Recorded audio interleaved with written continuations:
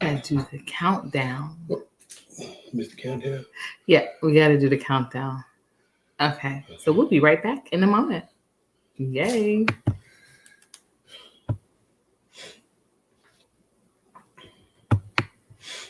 Oh, yeah.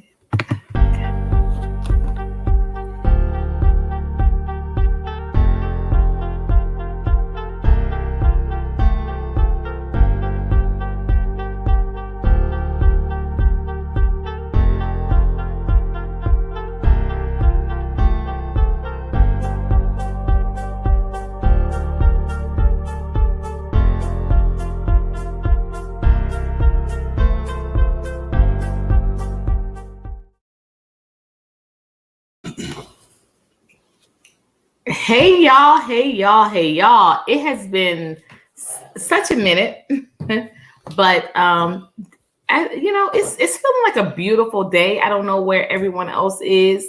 As you come in, please let us know where are you posting from. Of course, we are in Athens, Georgia.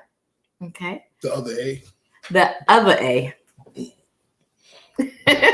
A-Town down. Okay. Peace up, A-Town down. The other A. All right. So there are like a lot of little updates. And if you're coming in, if you see this, you know that this is Say Something Sabbath. We are having some kingdom conversations and just kind of letting you guys in on, y'all know that this is what we do from time to time. We have, of course, our What in the Word Wednesdays, and we have our Couple of Forever Fridays. But sometimes we've been having conversations and we just like, okay, let's just let you all in on what we're talking about and what we have going on, some updates. No down days, some updates. But I am Courtney Omega Doss. And I'm Devon Doss. And we are Dos Doss. Boom, boom. See, this is flying. I got it right now. Right? And we are definitely just excited because it's been a minute. We have planned on coming on a couple of other times, and just they would run, short. We would get caught up in some other activities we had to do, but we've been having some really cool conversations. And I said, you know what, today is a great day for us just to kind of let people in on what we're talking about. And as usual, it just seems like we're committed today to just be here because we know how y'all play. Y'all come in as we're wrapping up after a good strong hour, and then all of these people will start popping up. So we're committed today, y'all. We are committed today. The schedule is clear and clean, and we are just like, okay, we're gonna be in here. We are going to be in here. So having these conversations. So do you want to kick off, babe, with any updates that you have? Y'all see these gorgeous shirts, okay? You also can get a gorgeous shirt, absolutely. And we do in-house printing now. So see, husband is wearing the lovely Kingdom Culture. And I am wearing Kingdom. Well, they're both Kingdom Over Culture, but this is our Kingdom Culture line. So if you have a favorite scripture that you would like put on a shirt, or a favorite saying, biblical saying, or biblical, I guess, devotion that you would like put on a shirt or put on something, because we're still working on some other merchandise that displays that, whether it's a bag or whether it's a mug. These are great small group. Haven't worked the mug thing out yet. That's right. So that's not. So just a little bit of a little bit of delay. It's not on the line yet. A little bit of delay with that. But these are great small group gift ideas. And also, because y'all know we are in the season now of gratefulness and giving, and depending on whether your congregation, like ours is, virtual. We meet virtually. And so depending on where your congregation is, or how you church, if you will, you might want to start getting those plans together, ahead of time. So yeah, these are awesome ideas. And we have, like I said, because of the fact that we do them in-house, is a very quick turnaround with your order. So, and we do small orders, we can do big orders, but the best part about all of this is that this is in-house to support and to help sustain and maintain our ministry and our transitioning into 501(c)(3). This all contributes towards that. So, because we have officially started that process, y'all.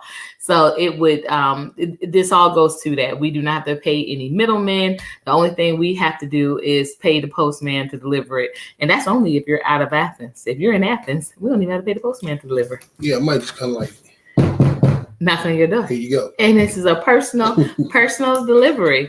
So I want to start with something that might be a little bit, I guess,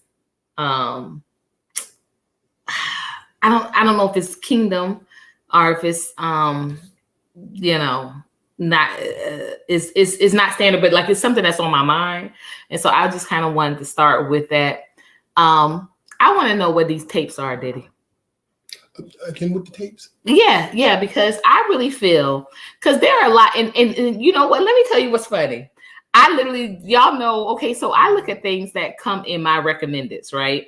I always say that if it comes in my recommendeds, I'm just going to give a view, even if it's just a couple of quick seconds. If it's something that resonates, I feel if it resonates, I might give another view. I might go into that person's page.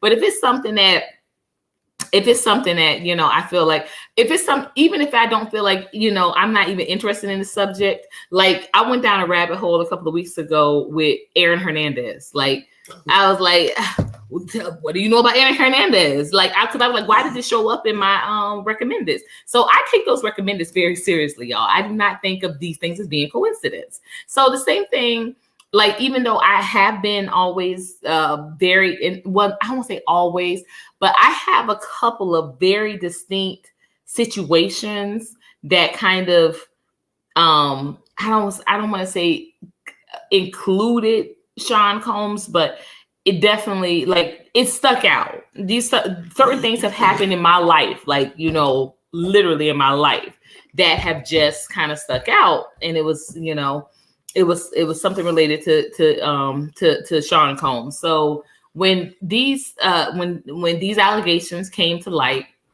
and as everyone knows, you have to say allegations, but everyone knows these are no allegations. These are definitely, these are truths that are coming out. I had to bring myself back in, as I think probably a lot of people did, because everything was freak off. Everything was freak off. So I had to kind of rein myself back in, so to speak, and say, you know what, I'm not going to just give that I'm not going to give that any attention. So I had never subscribed to a lot of these channels, but what I made sure is that I put them out of my, like, I would mark uninterested. So I wouldn't even get the updates. So that's why if something kind of pops in, I'm like, okay, well, what's going on now? So there is a new gentleman, and his name happens to be Courtney, that says he has these tapes. So I said, there it is. Wait a second. Is that the guy that said we ready to release and all that stuff? Is that I don't know. No, I think that's that guy who said we're ready to release some names is the lawyer for all of these victims. They out of Texas too, which hubby has revealed Texas got a lot of shenanigans going on with this early voting.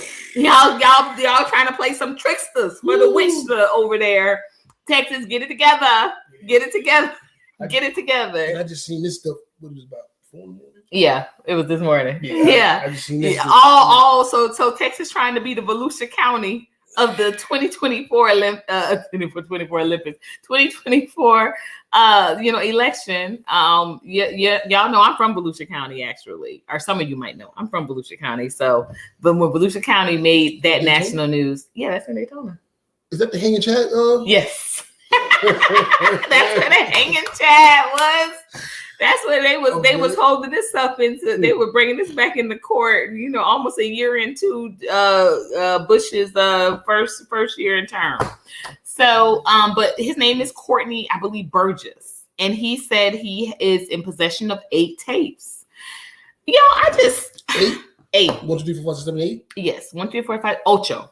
8 tapes. He said 2, possibly 3 of the people on a couple of these tapes are minors, celebrity minors. He said there are 2 that he knows for sure are minors are celebrity males, and y'all know who people think that they are. JB and Mr. Peace Up, A-Town Down. Okay. Babe, we ain't saying no names. Why not? Because it's all alleged. These things ain't confirmed yet, so we can't do that. But yes, Mr. Peace Up, Peace Up, A-Town Down. And he did not mention names either. They would not on the broadcast that he was on. He was going to say some names, and his lawyer had to Courtney. Don't give him that. Keep that in your back pocket. Are they? What is he? Waiting on the highest bidder? No, I think okay. So it's a legal. It's just legal because they're minors. Because they're minors. Child pornography thing. Okay, and also because if you've seen it, this is like how it's one of the situations like how you said before. This is a I know somebody who's seen it, but he's actually saying no, I've seen it. So there's a lot at stake there for him to start naming these names, and then things come about. But he said on all of these tapes, he said if not all of them, at least 7 of them, for sure, these people were inebriated. They were being violated, and he's for sure he's also 80 to 90% sure that they had no idea that this was being filmed or recorded. So these are very serious allegations, and I'm not trying to dismiss these allegations or these realizations that I like to say, because I don't think they're allegations. But I still want to say, where are they? We need to see some stills. We need to see some some blurbed out faces. But we need to see something. Why? Because this, I don't want to just say this man's livelihood is at stake, because I think that's what's to God be the glory. Whatever is going to happen with Puff is it's already in the takes. But this is almost like convicting somebody or building a case on building a murder case without a body. As you all know, for many years, this couldn't happen. Scott Peterson was of the most recent that got brought to mind, because I remember just there being so much, Casey Anthony was another. There's always so much that is tied on to. So if all of these things happened, and I'm not saying that they didn't, like I said, I'm not trying to be dismissive of any of the victims. I'm not, but nobody got no type of footage nowhere, but y'all could, drag out, no pun intended, only 2 tapes of this thing supposedly happened, or supposedly were in possession, or supposedly created, of the beat down that Cassie, took at the Intercontinental Hotel. There were only two tapes of this, but yet you have all of these people in Hollywood and some just in these networks that say he sent them some footage. He sent them, and nobody got no footage. Okay, what's going on? I'm just a little confused. I think to me right now, that's Puffy's biggest defense. Then what tapes? Where they at?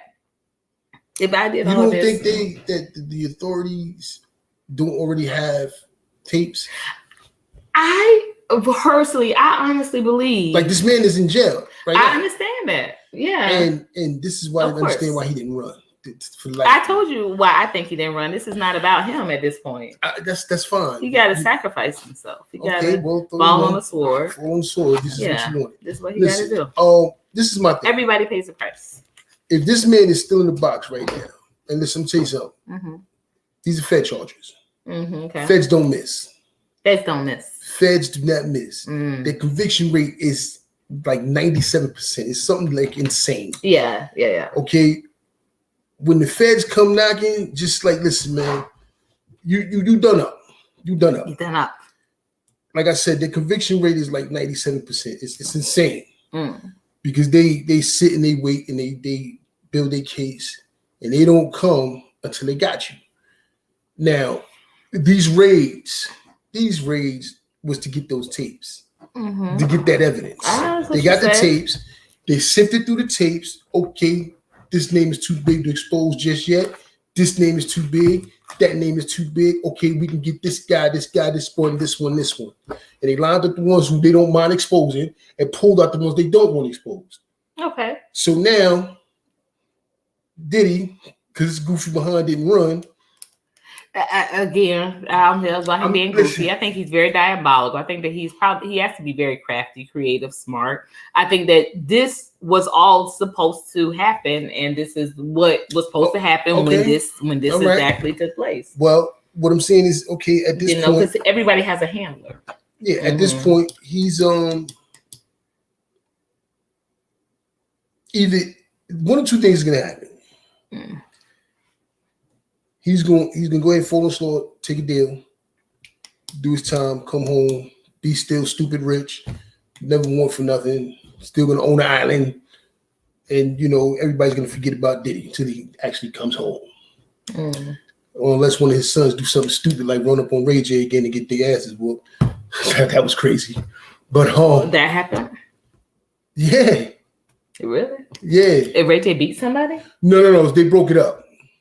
But I mean, like Ray J is, he's affiliated. I understand. Yeah. So, did Ray J throw some hands? No, they approached Ray J because I guess they figured he's an easy target because they ain't approached 50. 50 been talking about Diddy for years. Okay. They ain't approached 50, so they figured Ray J is the soft target. He's really not though. They said Chris Brown was there. Oh. Breezy kind of picked one of them up. Breezy kind of big. Yeah, he's 6'4". So he kind of scooped one up, picked him up, like, look, man, y'all bugging. You know what I'm saying? Like, that's the whole. Picked up one of the Combs kids. Yeah. That's funny. Yeah. That's funny. And they kind of like separated. Anyway, I wouldn't have known that Ray J was affiliated with what Chris Brown was affiliated with. I thought he was the other side. Nah, they both got. Because he's what Snoop is. Who? Ray J? Yeah, they're related. So I think that they would be affiliated over there. Being with them mean nothing. Oh, okay. I thought that. Yeah. Related how? Were they cousins? Yeah. Really? Yes. Snoop was related to the Norwoods? Yes. That's interesting. I never knew that. Never knew that. Yes. But anyway, in any event, this guy's in the box. Listen, them tapes is there. This is my thing. I don't need to see the tapes. I don't want to see the tapes. Now, let me finish. Now, truth be told, the stuff with the minors, yeah, he needs to go down for that because that's just, you're a piece of garbage. But the adult stuff, I don't know if this stuff should be released. I mean, because it might be a situation where, like you said, clearly like they was inebriated, they didn't know what was being taped, they didn't know really what's going on. Yeah. So in essence, this is a rape. Yeah. I don't know if you now, especially if it's a guy. Yes. And say this, whoever it is, this one particular dude, his name is not circulating in anything. And he's pretty clean cut. He's this could ruin him. So now you release these tapes now, just to get Diddy. Now there's, these casualties of war. These people that's getting hit with strays. Okay. So my thing is like, well, the these tapes don't need to be minors released. Were the men, but the other ones were not. Even the females. But I'm saying don't show the face. Don't show the face, but let us know you got something. The fact that this man, if he's still in jail, clearly they have something. I want to see it. Like I said, you can't. Okay, these were very big cases that they could not prosecute these people because they had no body. Okay. This is the equivalent of them not having a body. So we just haven't seen the body. That's all that means. We just haven't seen the body. Right. But I'm saying, okay. So again, making the So why do you want to see it now? You want to see it? Is this like for what reason? Like I said, I can't figure what's the reason.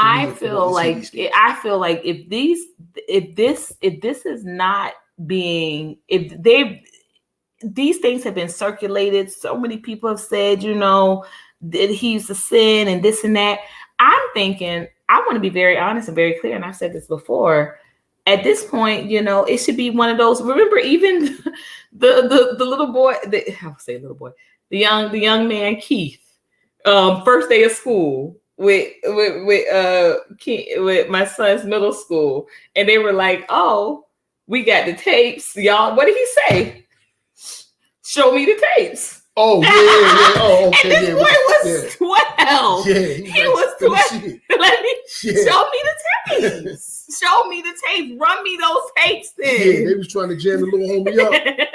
And they were like, "Well, you want me to go back and go back?" Let me see the tape. The principal was like, "Well, do you want me to go and get it?" He's like, "Yeah, go get it. Go get the tape. Let me see the tape." Yeah. So clearly, if he knows this at 12, puppy with his grown self, run those tapes.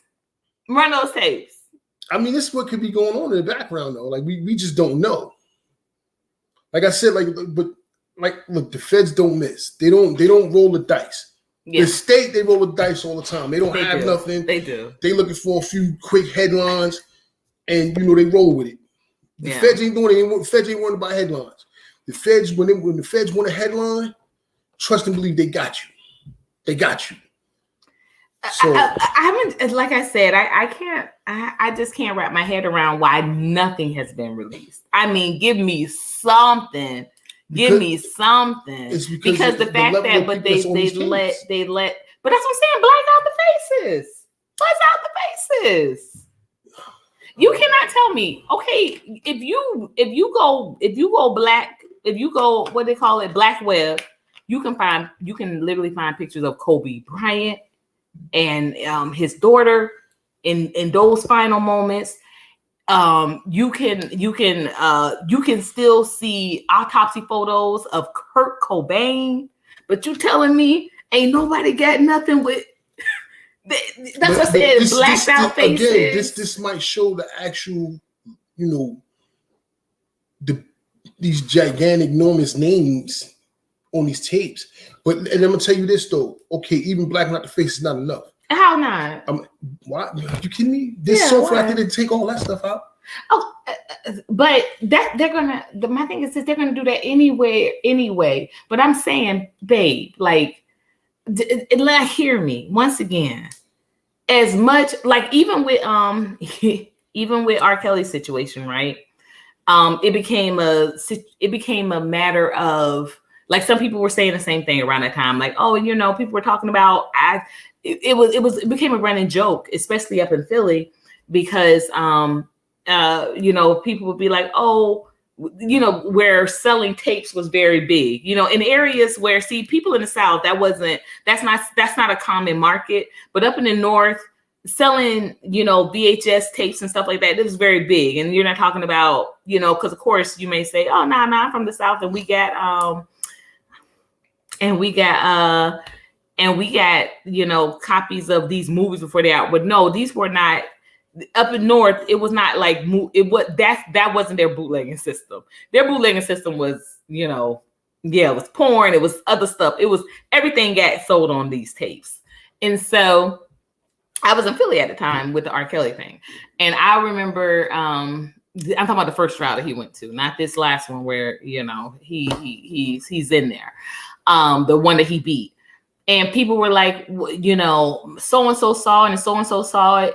So-and-so cousin saw it, like somebody else always saw it, but we never I'm talking about myself and like people in, my network at the time, like none of us saw it. Like people talked about, oh yeah, this happened and they know it's true. And, of course we referenced Aaliyah and rest in peace. But, it wasn't, people were just pretty much like, yeah, well, nah, no one actually saw this tape. I didn't see that tape until, I want to say 4 or 5 years ago.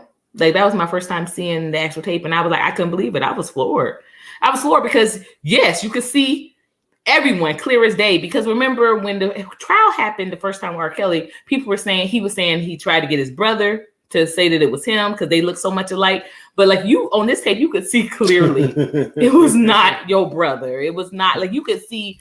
And I thought that because of the fact that he got exonerated, again, never thought he was innocent, but I thought, okay, those tapes must have been fuzzy. Those tapes must have been like, it must have been some type of something to make, the burden of proof be, have to fall very heavily on the prosecution.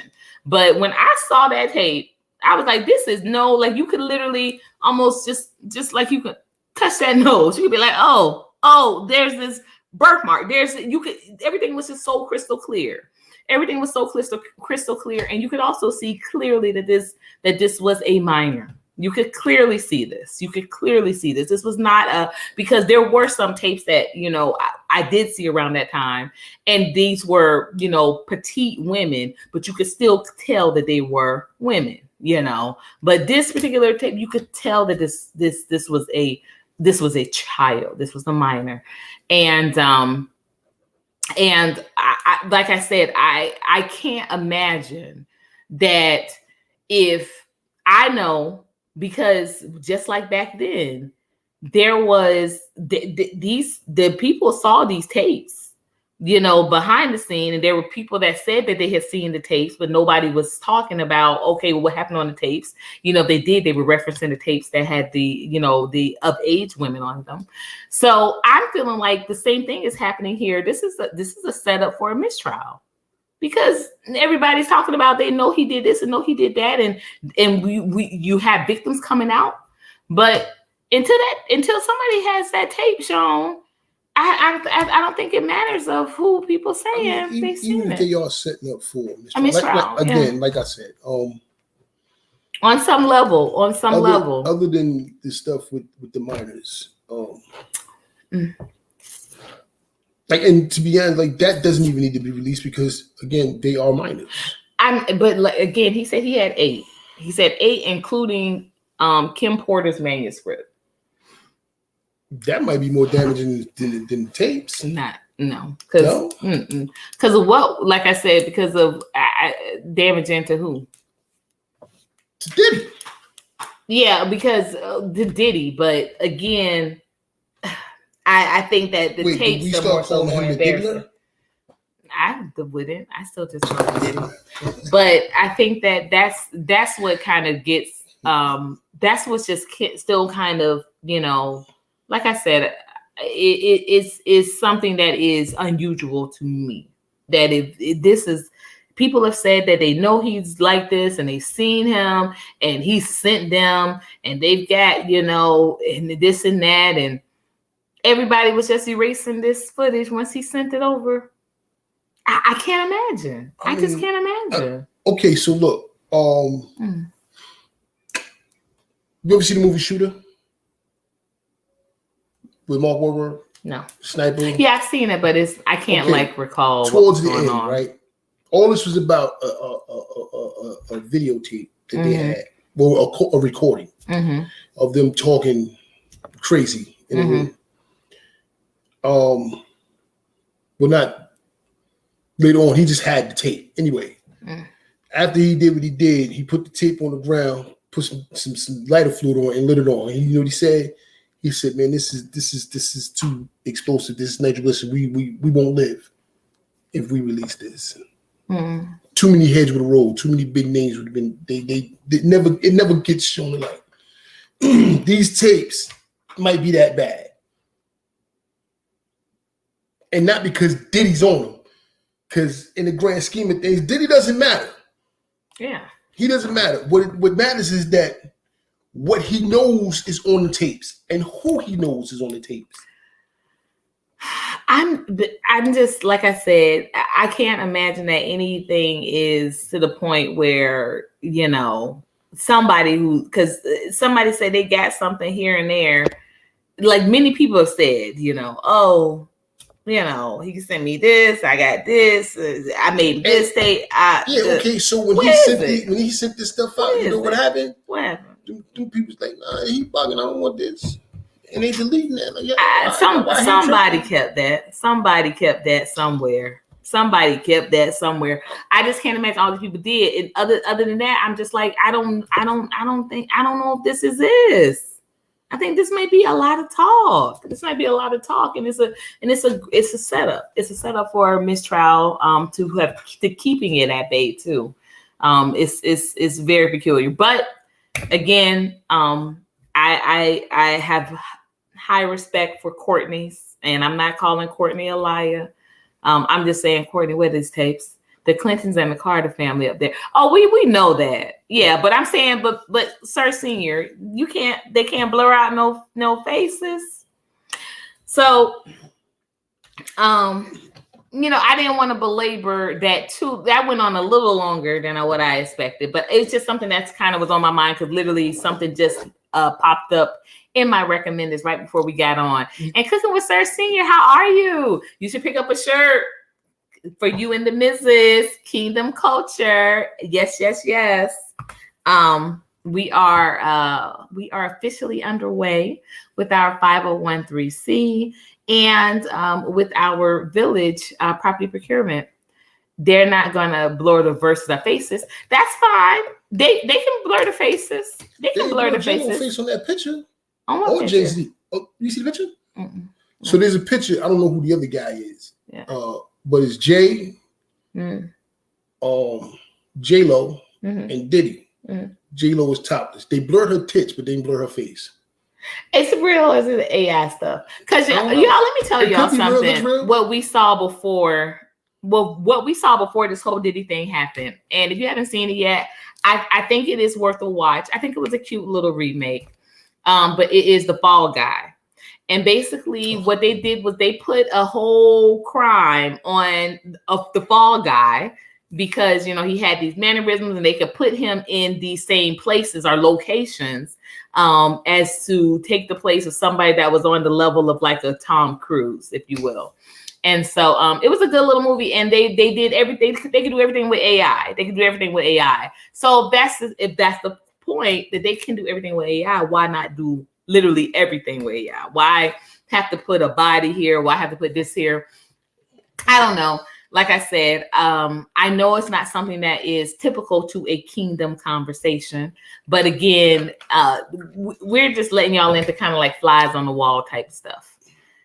They gonna blame AI on everything now, so you can't tell what's real. Exactly. So that's why even more so, everything that is said leads me right back to what I'm saying.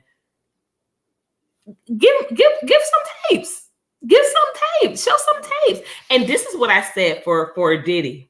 I do say this, and I want to look right in the, you know, Diddy, if you are truly atoning for these sins, this is also your time to say, you know, hey, this is true.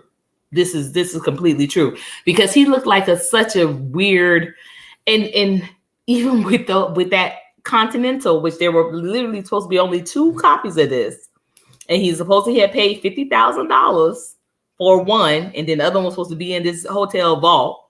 Okay, for him to have publicly said, yeah, I agree. But for him to have publicly said he denied all these charges and these were a money grab and this and that, and then when that tape came out, he rolls out that apology, and it just looks so bad.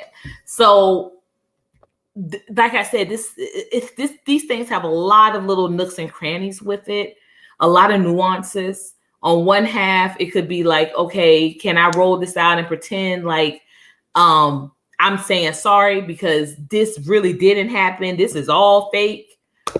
Like, and that could very well be the case. This is what y'all don't realize, or this is what I think not enough people are acknowledging. That could very well be the case. But he's got to say, well, he's got to say something, because it can't be saying nothing. So there might be a fear of, dang, what are they going to create next time? So I would think either way, it would behoove him to say, hey, I'm gonna get out ahead of this, and I'm gonna be 100% up front. And that way, if they got something, they ring out. If they don't, how did the tape come out right before the arrest? Exactly. Well, no, that's what I'm not saying that. What I'm saying is that still might be fake. That still might be fake. Because again, he has a handler, and what's at stake for that handler? So this could very well, like I said, y'all, go see The Fall Guy, or not go see it because it's out of theaters now. But watch The Fall Guy. So I want to move on to the next topic. Okay. Do you have one? I wish we had what's the name. We should have did that. What's the name? That video of that preacher. Which one? Swagger. Oh, Swagger. So we're moving on to the rebuking, Black church rebuking. Stay tuned, Sir Senior. Definitely want to hear your weigh in on this. So it was Donnie Swaggart Jr. Was it Donnie Swaggart? Because Jimmy Swaggart was the daddy, so he couldn't have been Donnie Swaggart Jr. Donnie Swaggart, I believe, is his name. The Jimmy pastor is dead, right? Jimmy Swaggart, the daddy, is deceased, I believe. Yeah. I believe. So yes, Donnie, the son. Okay. But I was about to make him a junior, but he could be the junior because that was the daddy. Yes, I did vote. We're going to get into that next, but we're going to go into this topic. So he gives this speech, and I'm gonna say this, before I say what he said. He's absolutely right. He is absolutely right. And I agree with him. Okay, so say what he said. What he said was that start off with that. The Black church is endorsing a candidate and a party that what's the word I'm looking for here, Courtney? That legitimizes. And promotes murder. Yes. Yeah. And everything that they're basically anti-God, anti-church. Wait a minute, I have to stop this right now. What happened? He said, let me guess, Kamala SMH. Who you think that's who I voted for? We're gonna get to that. No, we get to that in a second. Yeah, we are. Cause I'm gonna let that sit up there. So he went into that, and he had some choice words about policy with the Democratic Party and how the Black church just blindly endorses them. And we went to a church last week. We did, and was very surprised. We could go today for Sabbath service. Yeah, where this is going on. Right. So we seen it personally, firsthand. We seen it, and that blew my mind. That was very disappointing. Very disappointing. And he was saying just how wrong it is, and how not kingdom, not biblical, not Christian it was. And he is absolutely 100% right. However, he cannot say it. It cannot come from him. Because if your church, the white church, was more inclusive or more kingdom. Yes, more kingdom. There would be no Black church. There would just be a church. Clearly. There would just be kingdom. Yeah. This is why churches are still segregated, very much divided. So this is why in 2024. Black church, white church, this church, that church, instead of kingdom. Right. One church, one bride. So he can't say that. You're living in a glass house, bro. And that's good. That's very good. That's very When good. you living in a glass house, you clean up your house first before you start talking and taking shots at other people's houses. Yeah. Okay? Yeah. You want to talk about how the black church is doing all these things and endorsing all these things? How about the racist white supremacy that you refuse to address? Yeah. Yeah. About The tactics and the the systematic racism. Yes. All these things that happen that your church and your churches refuse to address. Or how about, and then he talked about if this was 17 whatever. He said 18. This was 1840. 1840. Yeah, this was 1840s. Would you be talking about slavery like this? Or now, okay, so then let's talk about it, because your churches never did. In fact, your preachers and your pastors probably owned slaves. Slaves built your churches. Families. Your founders of your church, definitely. Because and this is something that I also want to be very clear on and make a very concrete statement that we and I mean we as a body of believers, okay, we as kingdom, right? We as the body have to also acknowledge and cite that the inclusion or the acceptance of LGBTQ community members into the church is not racial justice being performed. Let's be very clear, because we've been to a few churches in Athens particularly and specifically that seem to think because they got the rainbow flag on their pulpits and that they go to pride parades, then that absolves them from any type of ideas of racism. When you can look around their congregation and see not more than 2 black people in the congregation, but because they have the rainbow flag on the pulpit, literally on the pulpit, and on the altar, literally being exalted. They do believe that excludes them from conversations about injustices for racial discrimination. And I'm gonna say this. Not all black churches do this. Right. And he was also wrong for that, for just grouping all the black churches into one big pile. But here's the problem, though. He's able to do that because enough of them do this. To where as though, you can't tell who's who and what's what. That part, guys. That part. So, because y'all, a few people love to trump up and say, no pun intended, that that's not. But when you're seeing the churches that do it get, these are the Jamal Bryants, these are the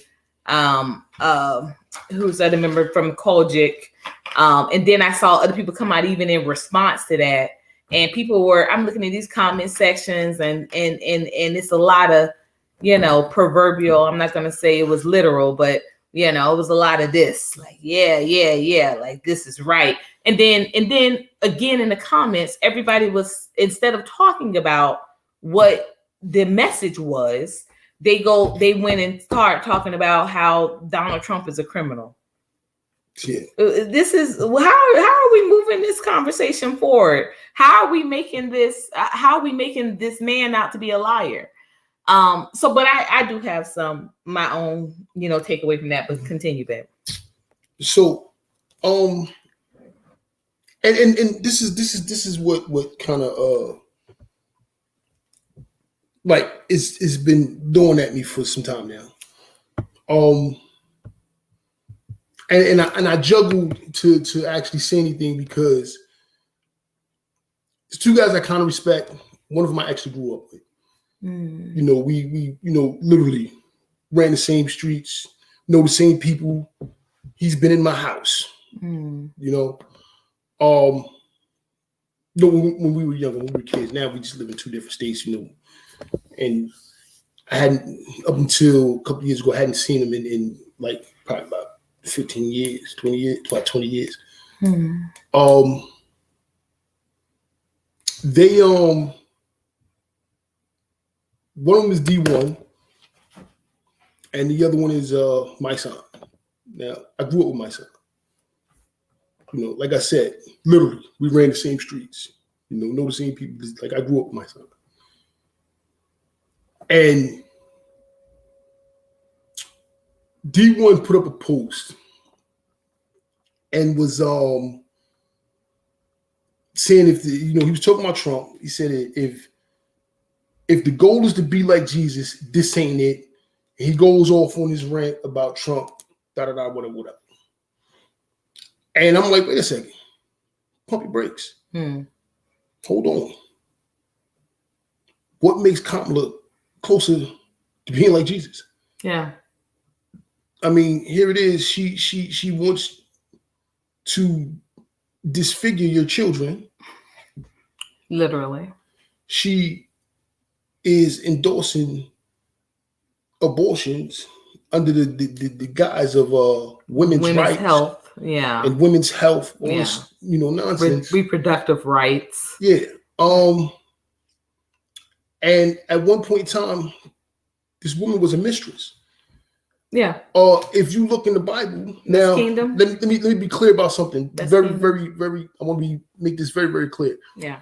I am in my infancy with this walk, and sometimes I might see something that might be wrong. So please, if it's wrong, please do correct me. But in my readings, infidelity is one of those things that you can get your kufi knocked off for. This is one of those things where there's no coming back from. Yeah. And she was a part of that. Yeah. And what she endorses is also one of those things in the Bible you can get your kufi knocked off for. Exactly. The spilling of innocent blood, the homosexuality, all these things they endorse, all these things they push forward. So for you to say that Donald Trump is a criminal, or Donald Trump is this, Donald Trump is that, he may be all these things. But you better throw this broad up in there too. Exactly. Now, by no means am I endorsing Donald Trump. By no means. And I'm not trying to push anyone one way or the other. But I mean, let's if you're gonna play that side, if you're gonna play that Bible side, if you're gonna play that kingdom side, play it all the way. Yeah. That's all I'm saying. Like again, like D1 is a guy that I kind of respect because he says some real stuff. Don't have stuff. Now, my man, my son. This is like I said, I grew up with this man. I know this man. And I know he's a stand-up guy. I know this. It's a new man personally. I know he's a stand-up guy.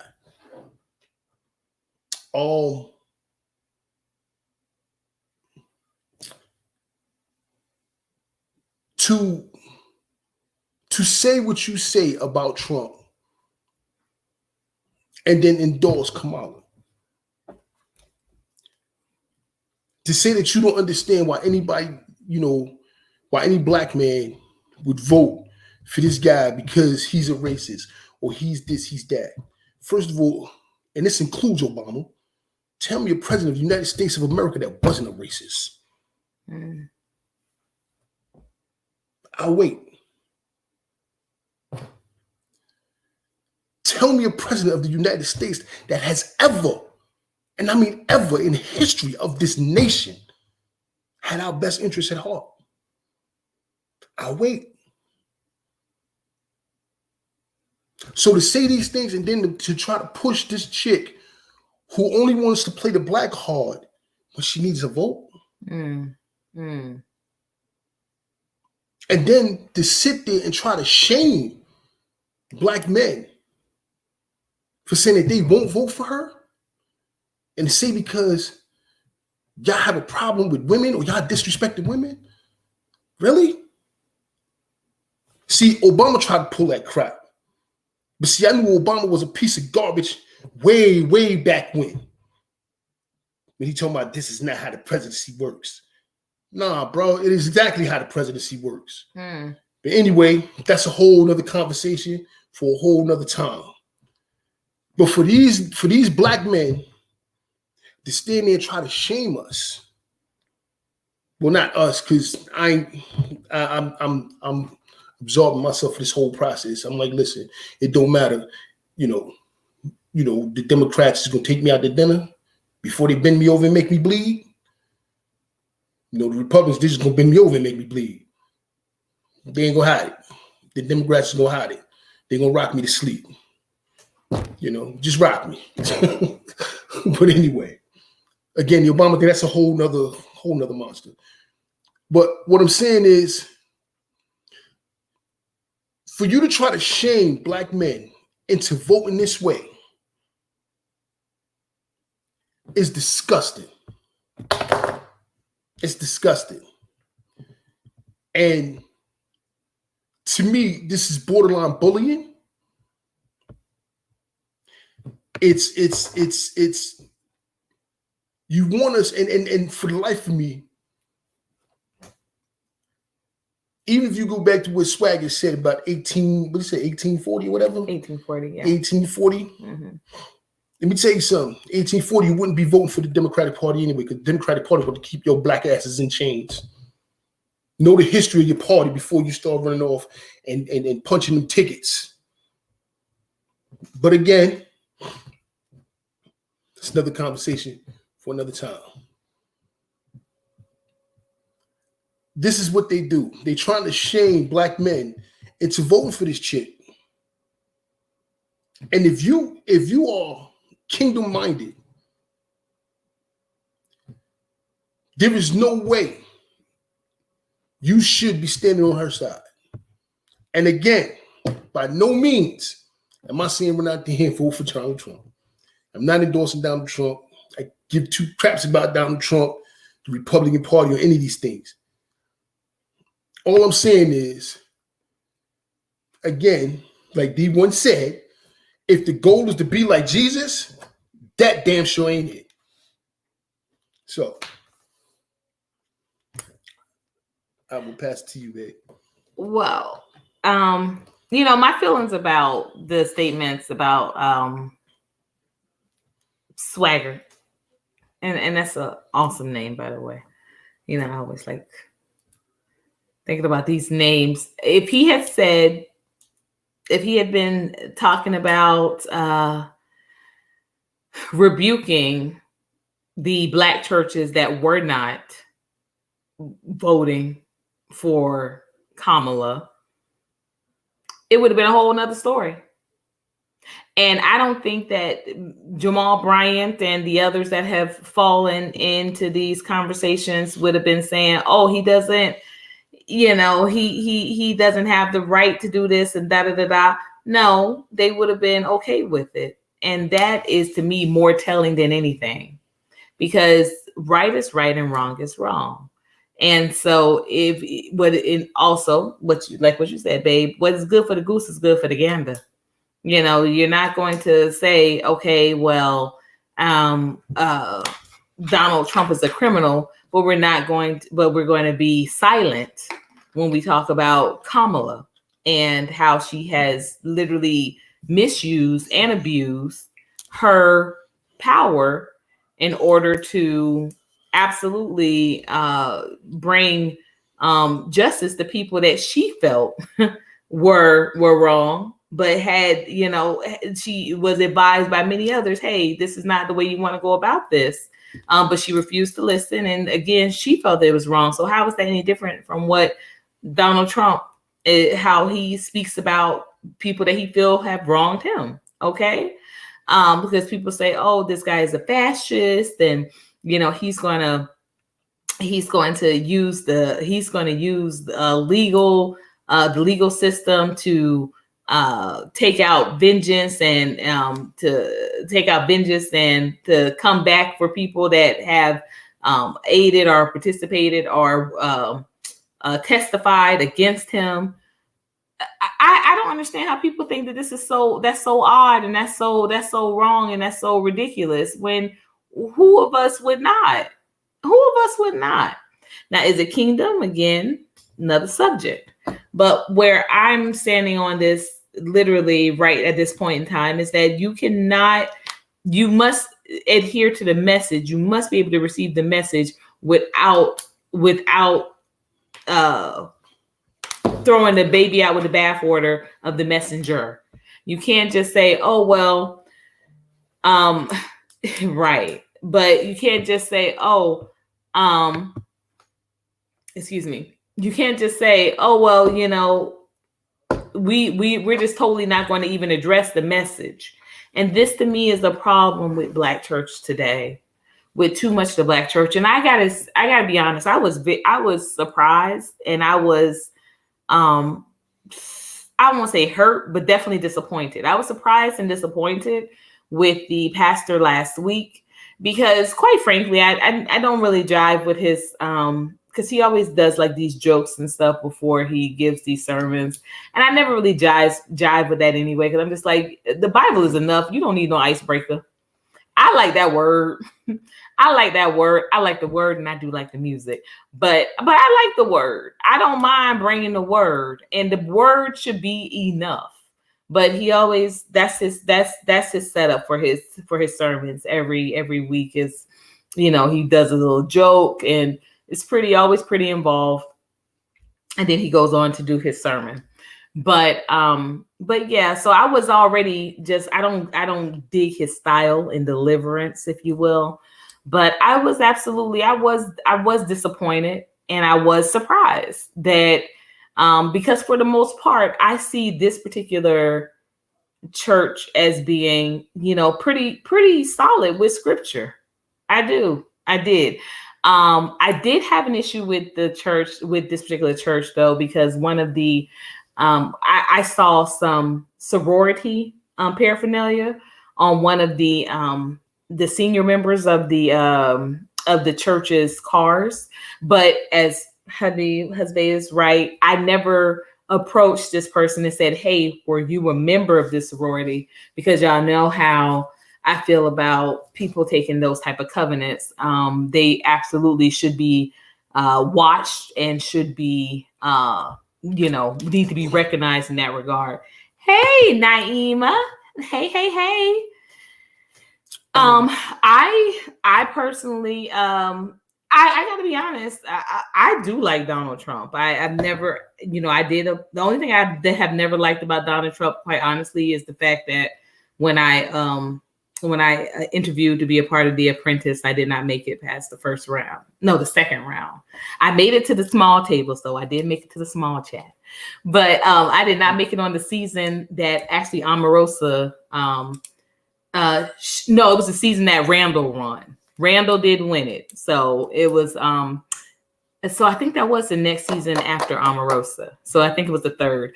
But I interviewed during Omarosa season, but the next season Randall did win.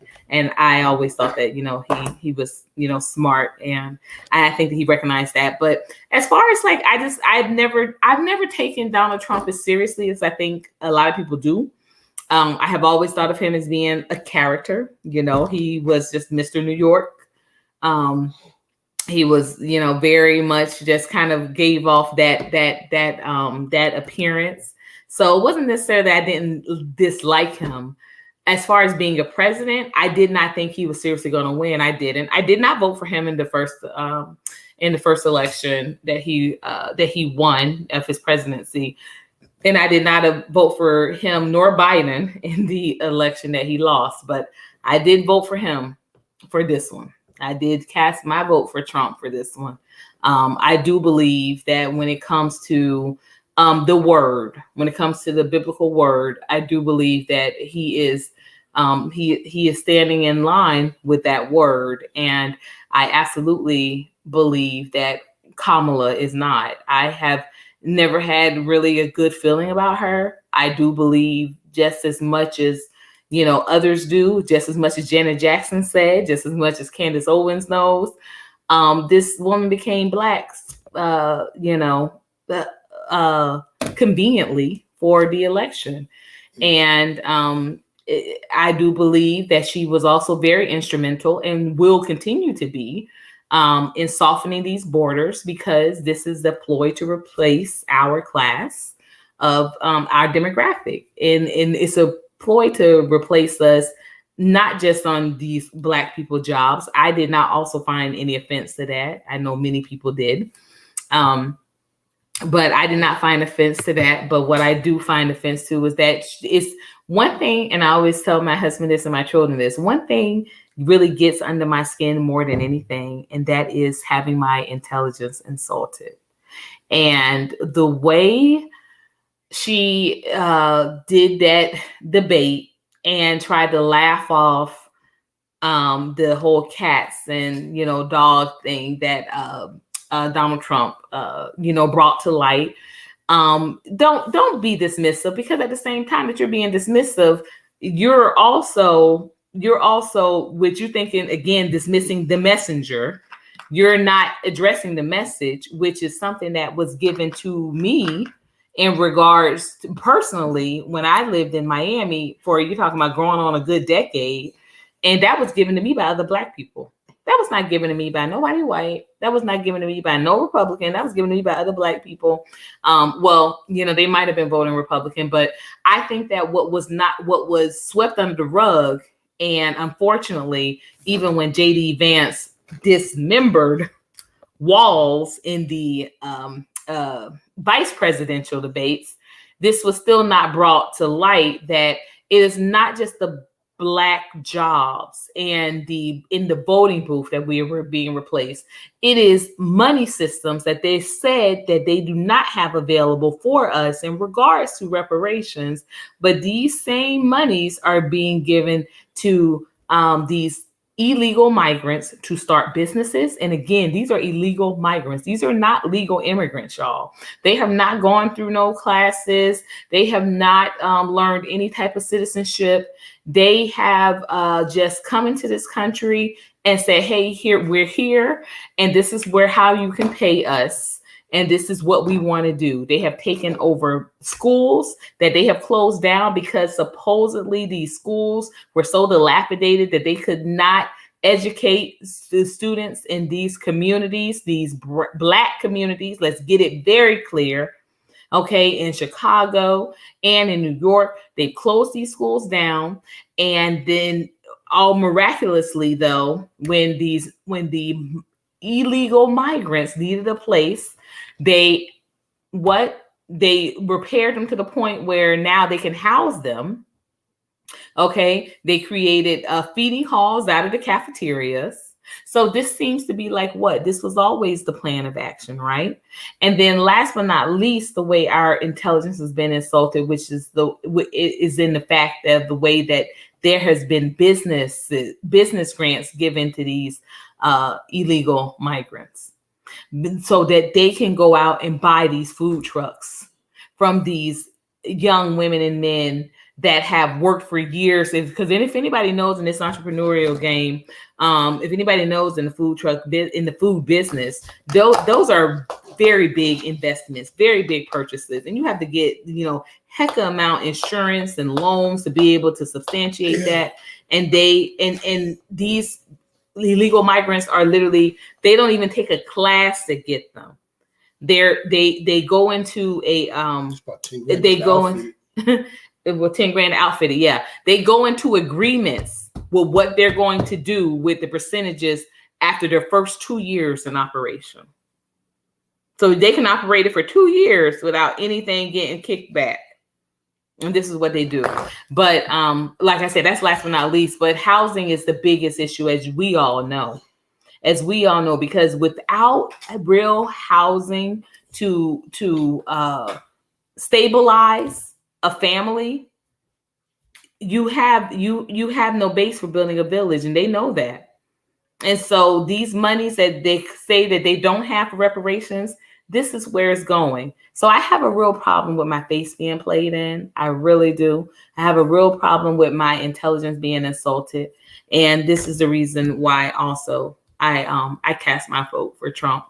I voted on Wednesday. The day before, it was no trick and no treating, honey. I did voted the day before, so I made sure we weren't going to get no problems at these polls.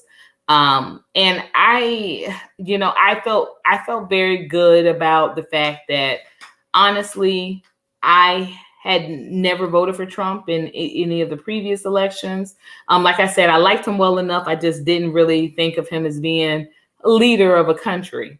But one thing I do know, no matter who is in power, Christ is still on throne.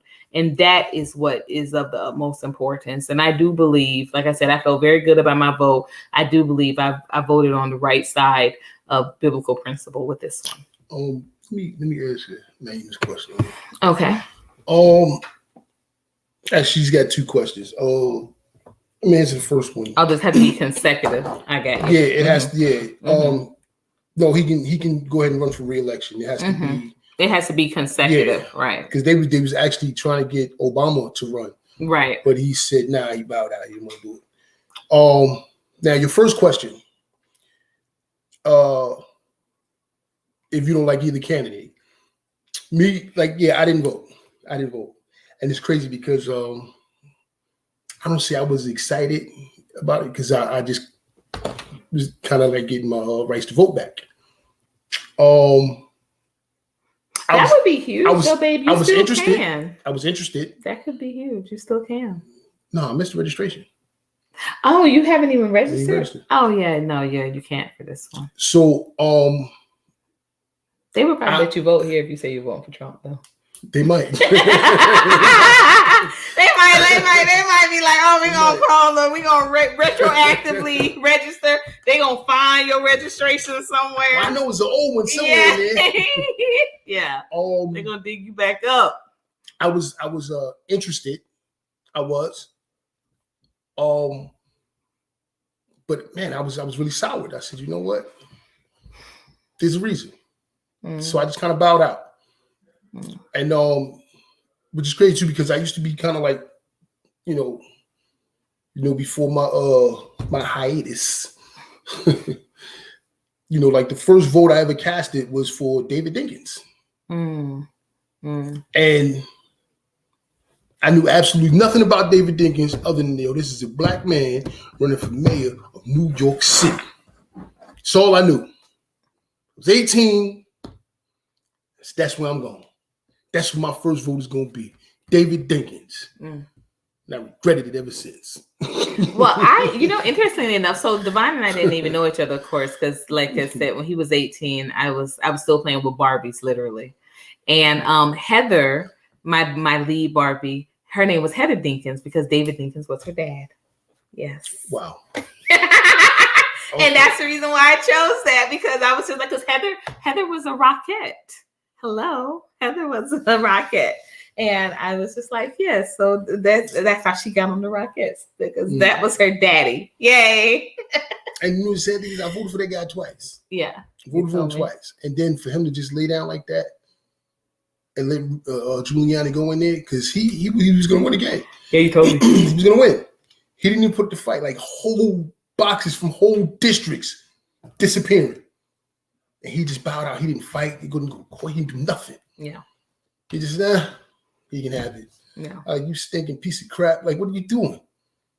And then Giuliani got in there, and the birth of the stop and frisk and all kind of other craziness was going on out there. Yeah. But anyway, it's the past. I digress. But I'm not telling anyone not to vote if you don't like either candidate. Like, for me, there is no such thing as a lesser of two evils when it comes to this kind of thing.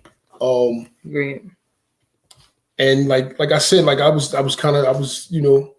thoroughly disgusted with the Democratic Party. Not saying that the Republican Party is a lot better. I mean, I wish I had a third option, because then maybe I would have went in that direction, but there was no real third option. You always have another option. Yeah, but I'm talking about a real legitimate third option. I still, even though, like I said, when Trump ran against Hillary. I voted Libertarian. And who's that? Was that Ron Paul? Or? No, that was a female. Hmm. And then Ron Paul turned into a Republican. He went back to the Republican Party, right? Yeah, but I believe so. And then in the last election with Trump and against Biden. Oh no, that was the one that I voted for the female president. In the other one, it was I want to say it was Sharp. It was Sharp. He is a very well put together, very inspirational leader within the Libertarian Party. So it was Sharp for the year that he ran against Hillary, and it was the female. I want to say her name was Jo. Her name was Joanne. But I voted for Joe, but not Joe Biden.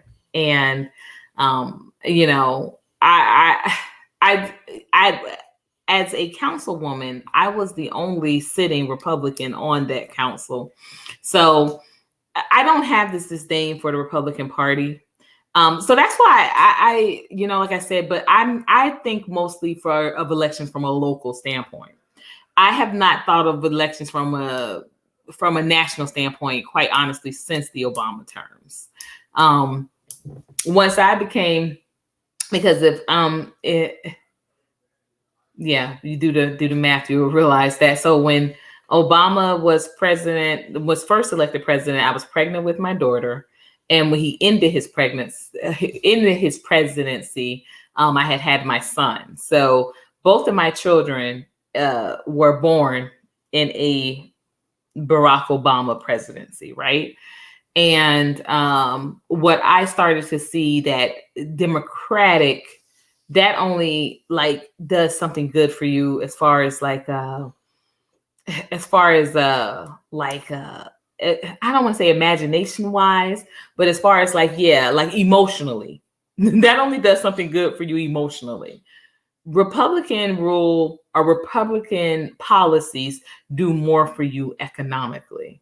And so because I had children, because prior to that, y'all, I had always voted Democrat. But it was when I went to run for office, or when I was started to become interested in affecting some local change and definitely doing it through the school level. I saw who was, actually getting things done and who was funding these programs and could get these programs happening. And also, these were businesses. A lot of these were businesses, and they were Republicans that had these businesses. So I said, okay, that's where the money comes from, it seems. It seems like I said, the Democrats were in there to kind of, they were rebel rousers. It's just like they were marching and they were this and that, but they weren't. They were not the funding. When you talk to them, they was always broke. They was this, they was that, but they ain't never they couldn't put together. They couldn't help you fundraise for nothing. But the real moment for me came that made me decide to go ahead over to the Republican Party and to go ahead and submit my candidacy officially as a Republican. I was at an actual mingler. It was the NAACP meeting, and this had come after I had been recognized. I had been tapped to be a new member coordinator, right? And so when this first happened, and I was asked to be at that point in time, he was the president of the NAACP of the South Miami chapter. I felt really good. When I would reach out to him about supporting for if we need to get some mentors together for this youth program I was organizing, he was supportive. When I needed to get a 501(c)(3) or a nonprofit in order to secure a certain room, if I was having some type of event, he would always lend his help. So when he asked me to be the new member coordinator, I was like, okay, I'll do it. And so I set up a couple of meetings, and everything was going pretty well, all good in that sense. But we went to a mingler. And when we went to this mingler, I think he had come late. So I was there before him. So, it was kind of like I was just kind of like a new face in the place, if you will. And people were talking about what positions were open in these different areas of the city. And even though this was the coordinator position for South Miami, I was still had ties to Coconut Grove, which anybody knows Miami, it's not that far. So, my ears kind of perked up when I heard that, Coconut Grove, they had some council seats open. And so, they were like, oh, if anybody knows anything about Coconut Grove. And I was like, oh, yeah, I don't live in Coconut Grove anymore because I hadn't at the time. But I was like, I definitely still have some ties to Coconut Grove. And they started saying, oh, this is great. So can you, can we count on you to help these, Democratic people that are running they're up for re-election or what have you. To start doing some flyers and to start doing this and that. And like one of them was my kids' kind of honorary godparents. So I was like, I'm okay with that. Of course, I'll help him get reelected. But the other one was someone that I really did not like and who really did not like me. And so they were like, well, you got to help her because, she's a member of the NAACP and she's for the this is for the betterment of the party. And, she does so much involved locally. And this is the Dems? Yeah. Well, this was the NAACP saying this, but they were saying that you got to help these particular candidates, particularly because they were Democrats. And so I was just like, well, there are other seats open. How about, getting some fresh blood in there? Because mind you, both of these people that were running for re-election, they were in their 70s, And so it was just this blank look on their face. Like, why would we do that? Like, it was just like, oh, well, we need people in there that know how to operate these positions. And I said, well, how's someone going to learn how to operate these positions if they don't have the opportunity to be on these councils? They don't have the opportunity to assume the position. And it was just kind of like, that was dismissed and tossed to the side. They went on to the next person that said they was going to make 100 calls in a weekend's time. It's just, that was this. And I said, oh, so I got it at that point. They want young people to be the feet. They want young people to be the feet and young people to basically be the energy of the party. But they did not want young people really involved in the leadership of the party. And I literally the next week, I went and changed, over to the Republican Party. I went and re-registered, and then I ended up moving back to Coconut Grove 2 months later. And yes, I did run for that seat. I ran for the seat of the Coconut Grove Council. And at the time when that happened, that wasn't my plan. That was not my plan. So that's why I said I was a Republican at the time of Donald Trump's first term as presidency. It was not my plan to run for office. I had just changed over to the Republican Party just because the NAACP Democrats rubbed me so much the wrong way.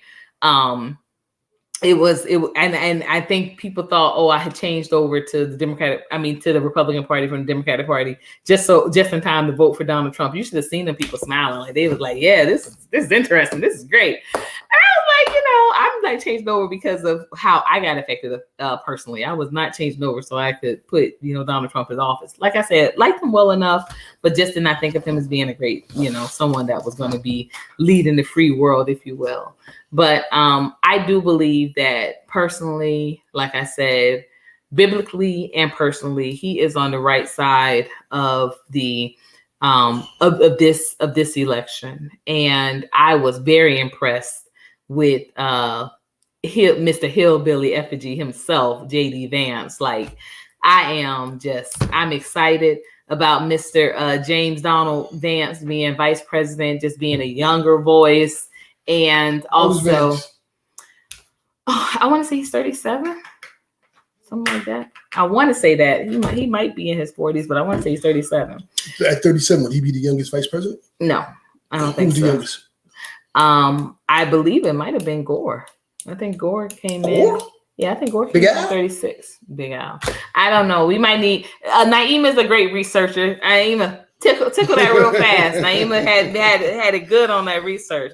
I know Barack Obama was the youngest sitting president for sure.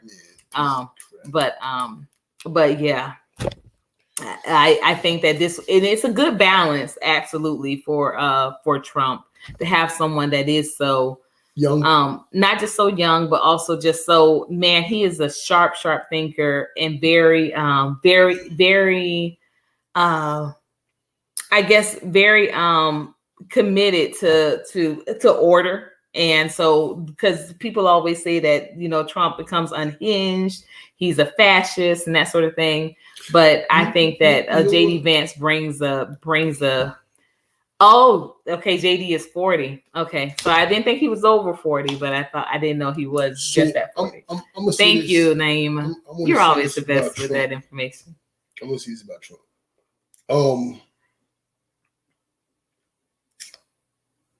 I have never had as much money in my bank account.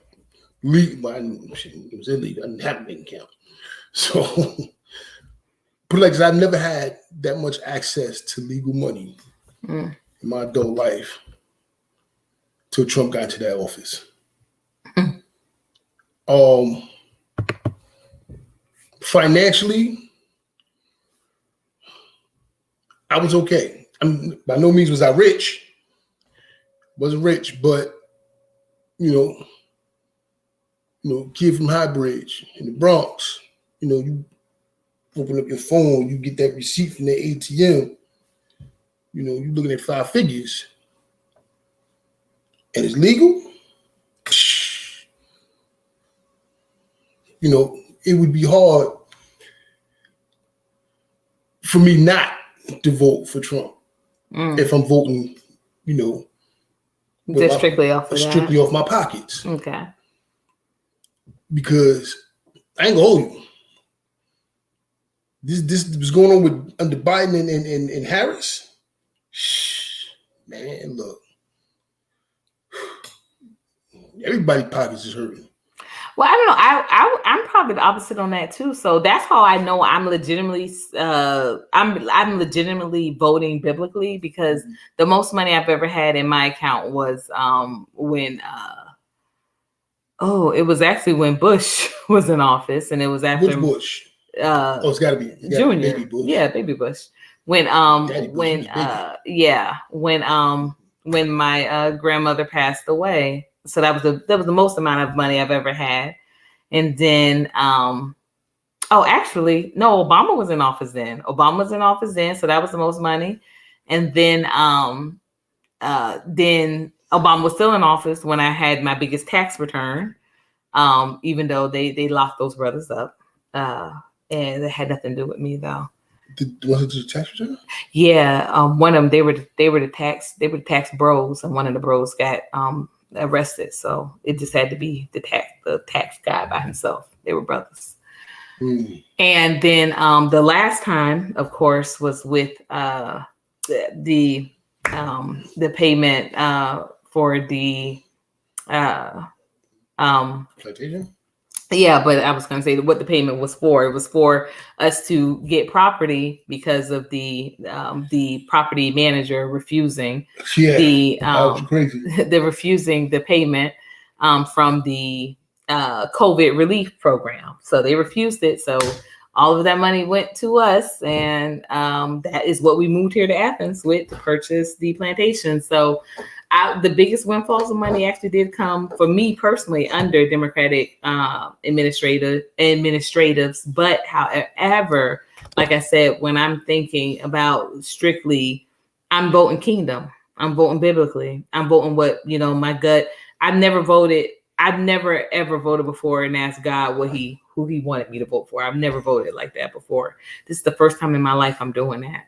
And I did that, like I said, on Wednesday, on the 30th, I did that for Donald J. Trump and JD Vance. And I am, but like I said, regardless of who comes out in power on Tuesday, November 5th, I am 100% sure that Christ is on throne and his reign is supreme regardless. So I am, but I am confident in my decision.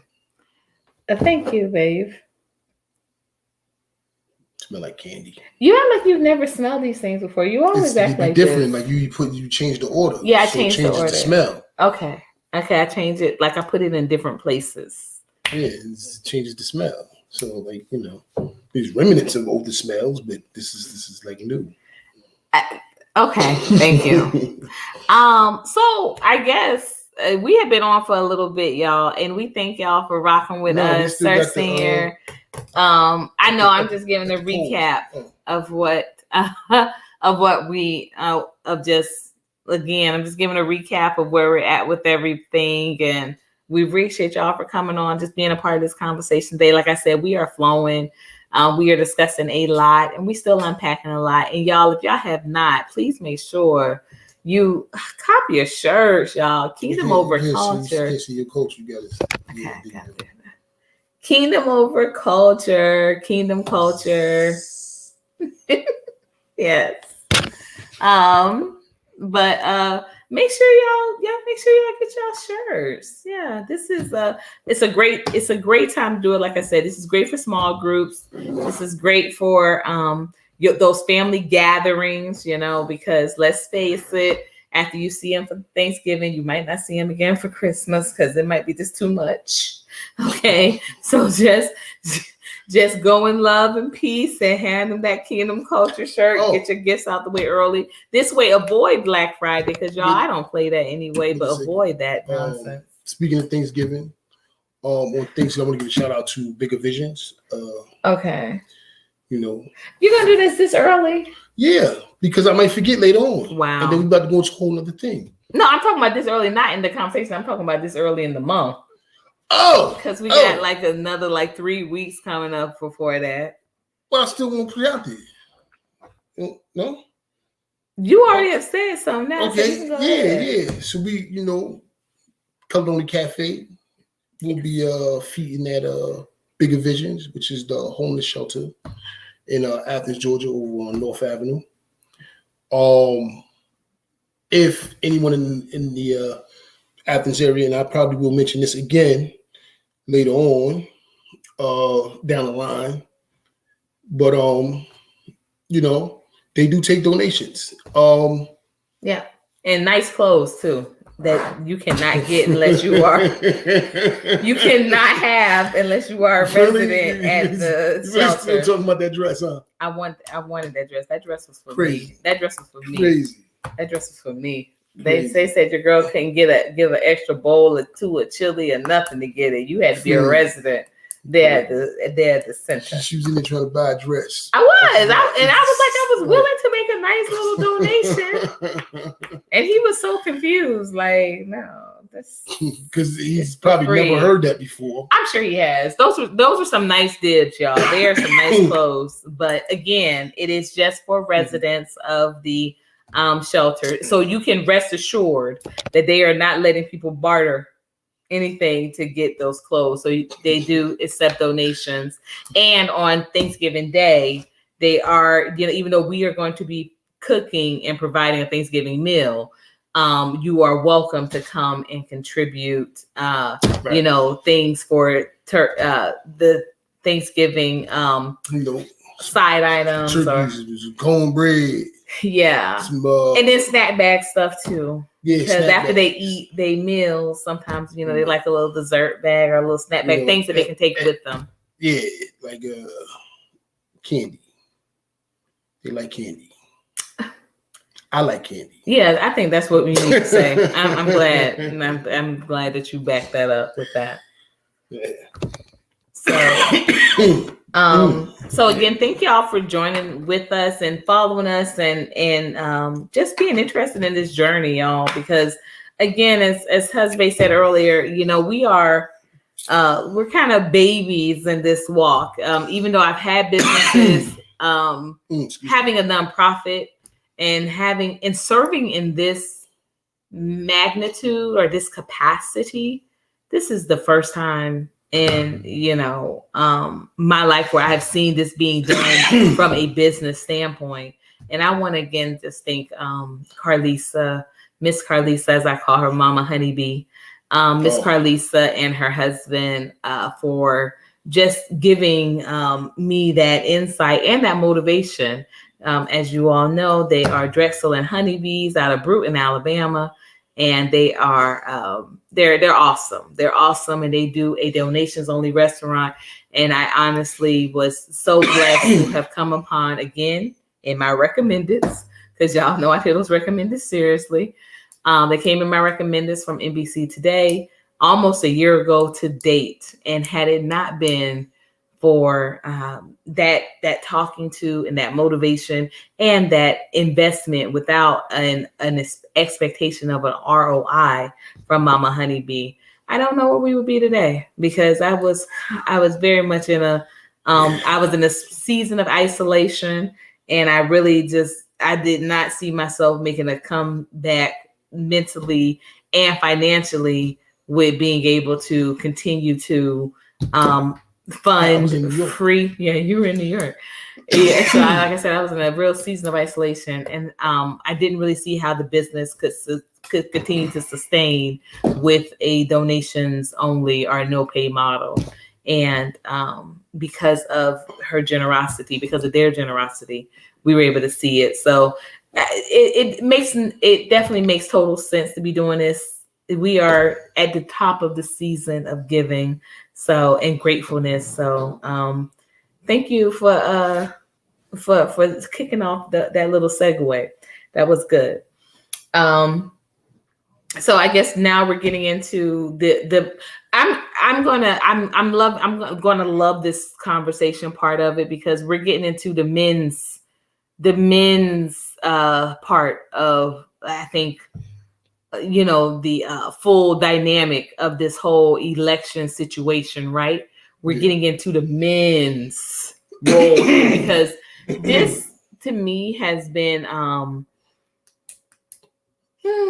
it's been really it's been kind of overwhelming, and it's been an overcast of, like, this has been the election is all about women's rights and all about women. And it did make me think, well, what about the men?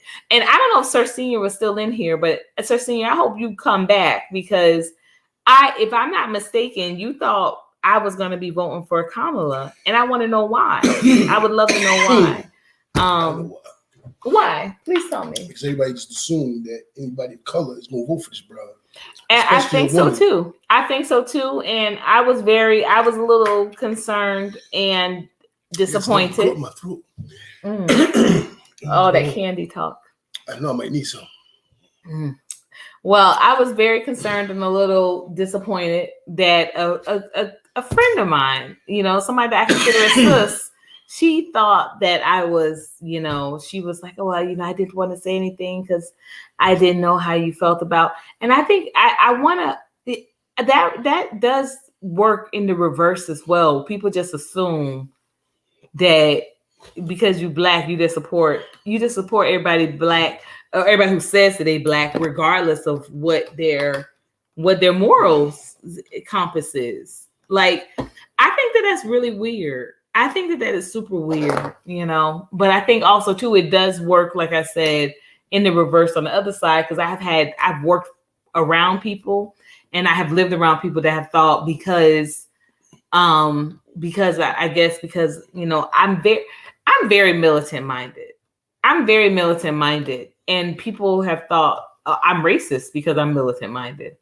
And I'm like, I don't think it's not a monolith for any of this. Like, I can like Bon Jovi and still think Malcolm X was right on with his teachings, right? Like, why does it have to be because I have these views, or because I have these opinions about this, that this is got to be synonymous over here? I don't like that. But anyway, we getting into the men's. The men's, and the importance and significance of the men stepping up in this election. I did not know you were registered, babe. I would have still pushed you to be registered, even if you said you weren't going to vote. I still would have been pushed. I did not know that you were not registered. No, I didn't. I had the app, and I never figured it out. That's for you. And I even got registered as Courtney Omega. Thanks. And you could have at least gotten registered you could have gotten the right name registered.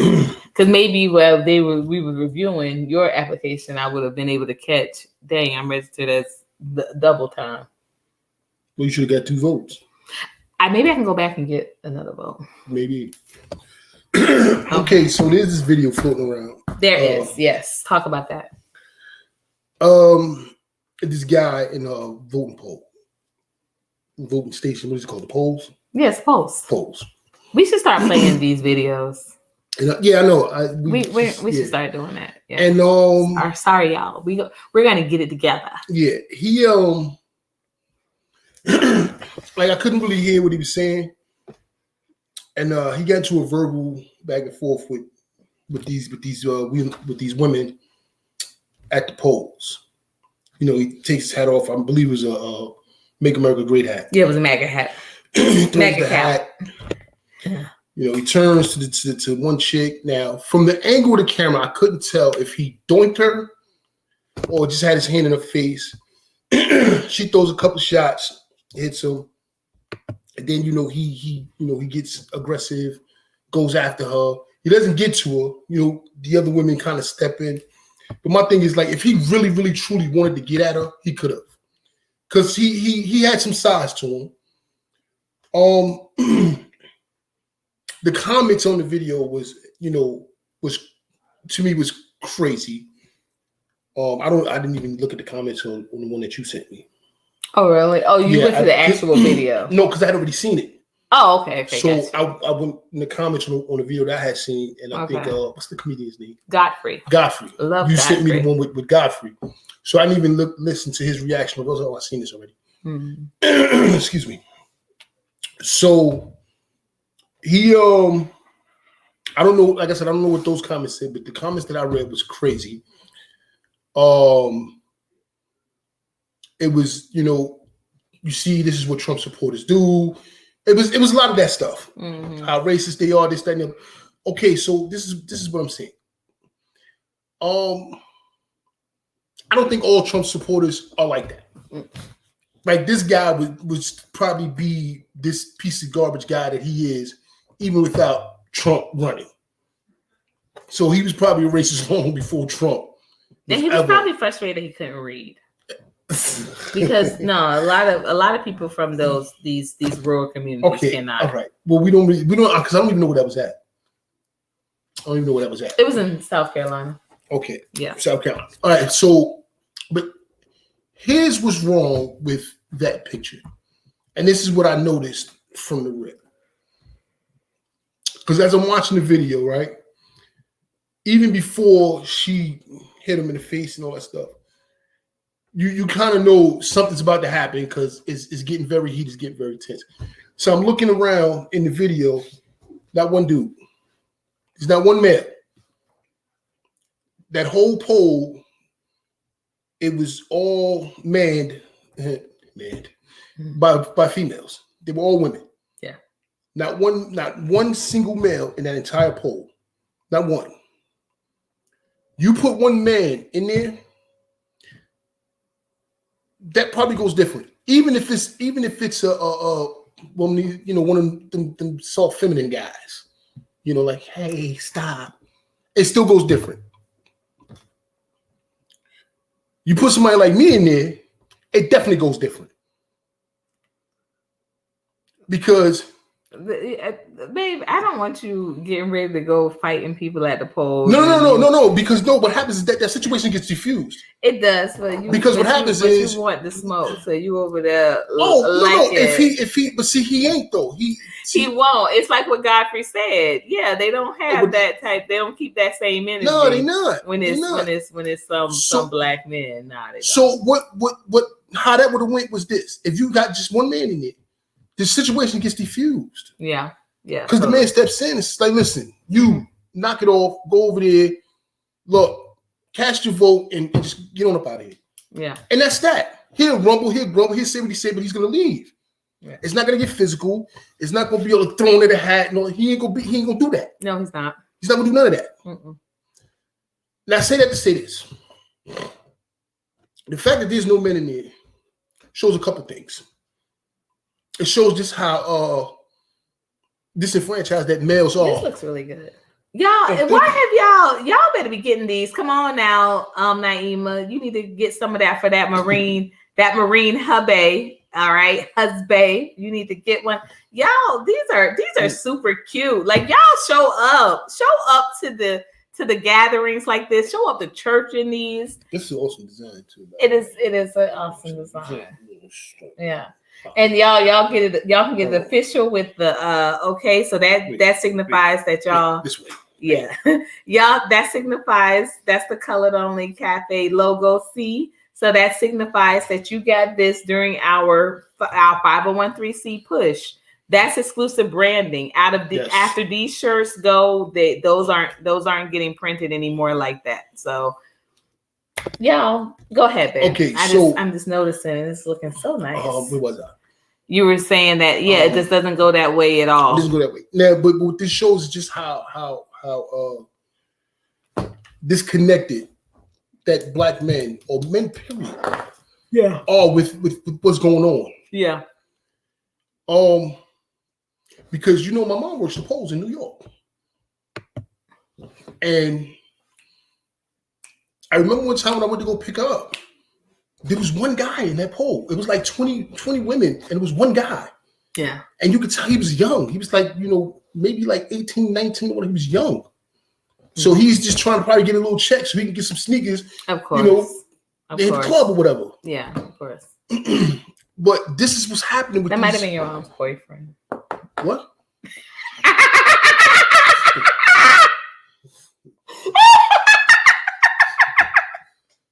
That's not funny. That's not funny. We don't have to play this bad. Why couldn't that have been your mom's man? That ain't funny. Why couldn't that have been your mom's man? What you mean my mom's man? Just told you that ain't funny, Cody. Your mom looks younger. And you know how she put on them jeans and them boots. Your mom be putting us. Your mom be putting. That's funny. I love you, Miss Barbara. I know you can pull them young men too. I know you can pull them, baby. I know you can pull them, mama. Now I gotta delete this whole program. Why you gotta delete it? Your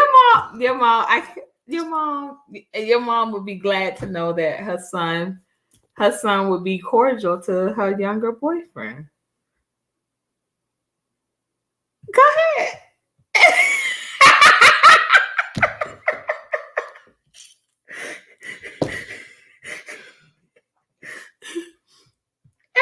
Finish, man. Yeah, I don't even know if I can now. Yeah, you picked her up. You notice the young man. There's only one guy.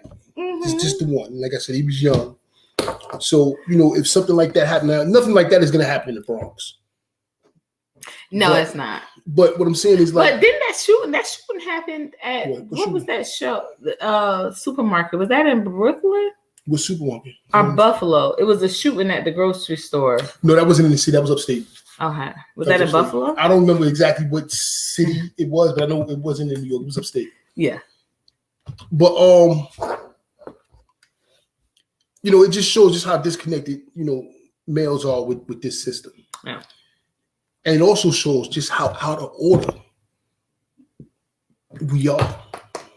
As a people, yeah. As a kingdom. Yes, a kingdom. Absolutely. Because there's no way you have this many women working in a spot with no males. Right. Like there wasn't even any security in it. Because one of the chicks was on the phone trying to call the cops. So by the time the cops show up, if he got a gun, he could have pulled the gun, killed everybody in there, and walked out before the cops even show. But what I'm saying to say is like it just shows how fractured we are as a kingdom, as a people, that these women are left unprotected in any form. Now, you don't expect anything to get violent or anything to get that aggressive at the voting polls. However, there's always a chance that these things can happen. Yeah, that happened in Buffalo. That's what I thought. Mm-hmm. So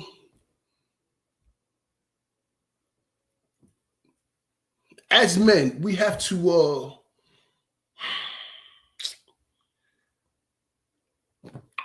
be there.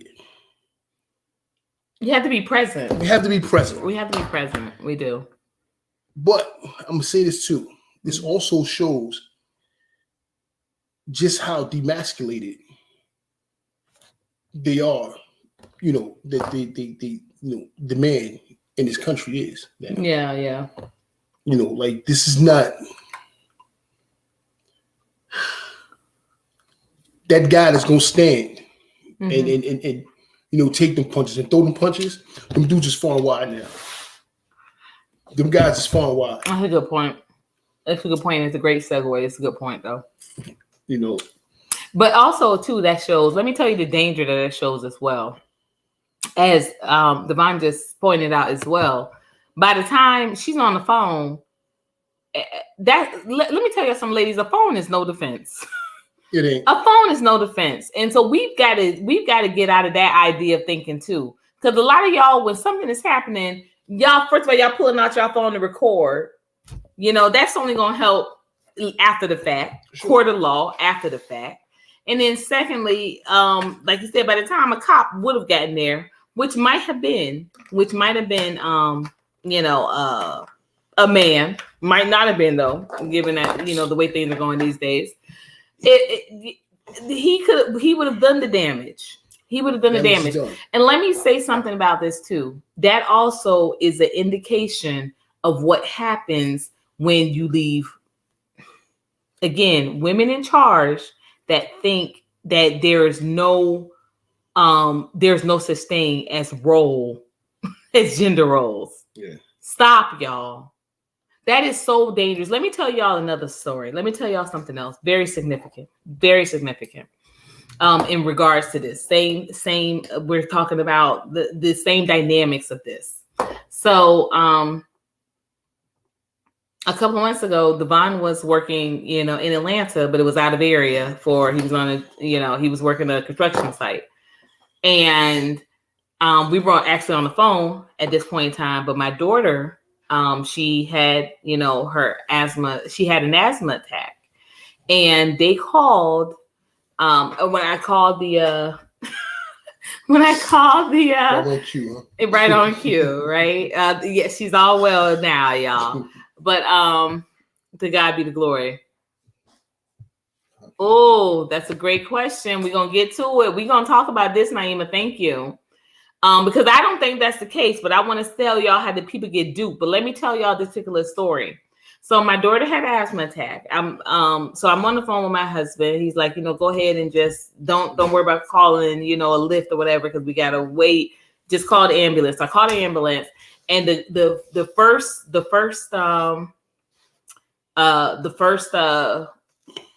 responders on site, right, were men. They were men because it was the fire station right here. When the ambulance came, y'all, please listen to me. And like I said, this is so key. But when the ambulance came, right, both of the people in the ambulance, they were women. So my daughter had to be, that's the way she had to be transported in the ambulance. So it was two women, but just one, and it was three firemen, but just one of those men lifted that whole thing by himself. Like, let's not wait to get the journey down. Let's lift this. And so he was just like, yeah, I'll do it. He lifted them. And so the two women were trying to figure out how to get it lower. And again, I'm not dismissing any of these ladies. I'm not dismissing. That's not what I'm doing here. But he was able to quickly just say, I can do it. I can just lift the whole thing, as opposed to, okay, you go in the front, you waiting it right, yeah, and making sure that all connected and that all the contraption working. Not to say that it wasn't, but the timing of everything. And you have to understand, when you're watching, your child, and you're thinking, this is, we just got seconds. We got seconds. It feels good to know that the person, somebody could just lift it, put it in, boom, we're out of here. as opposed to, okay, let's figure this out, let's lower this, because certain things, so it could be, so that it could work for both genders, okay? They have to put certain things to help in place, because just in case this person can't lift the poundage. My daughter does not weigh a lot, but you're talking about that in a whole bed, a whole contraption. These are why these certain things are in place. And what we do, we start shifting and saying, well, we don't need this here, or we need more women to work that. Why? Why are gender roles such a bad thing? Why do you think that? Because like I said, as a husband will know, I like having my door open. Okay, I like having my door open. It does. I don't have a problem with that. So we think, oh, it's not a big deal to have all women at the center until something like that happens. Then you think about it differently, and that's the danger in not appreciating nor acknowledging gender roles. Because as Godfrey said, as my husband said, as many of those comments said, that doesn't go down like that with the man there. It just doesn't. And so when you think about that, why would you want to bring that on yourself? That does not, an all women led anything does not broadcast safety to me. To me personally, it does not. And like I said, even in that moment, it was split second. And this guy, he did not hesitate. He said, I'll just lift it. She was like, okay, I'm about to go to the front. She put in her, and the other girl is strapping me out. The guy said, I'll just lift it. Go, get in the car. I mean, get in the cab and let them ride. I'll just lift it on. We don't, you can cut that out of the way. You save time, and then you save lives by just acknowledging and appreciating the order of things.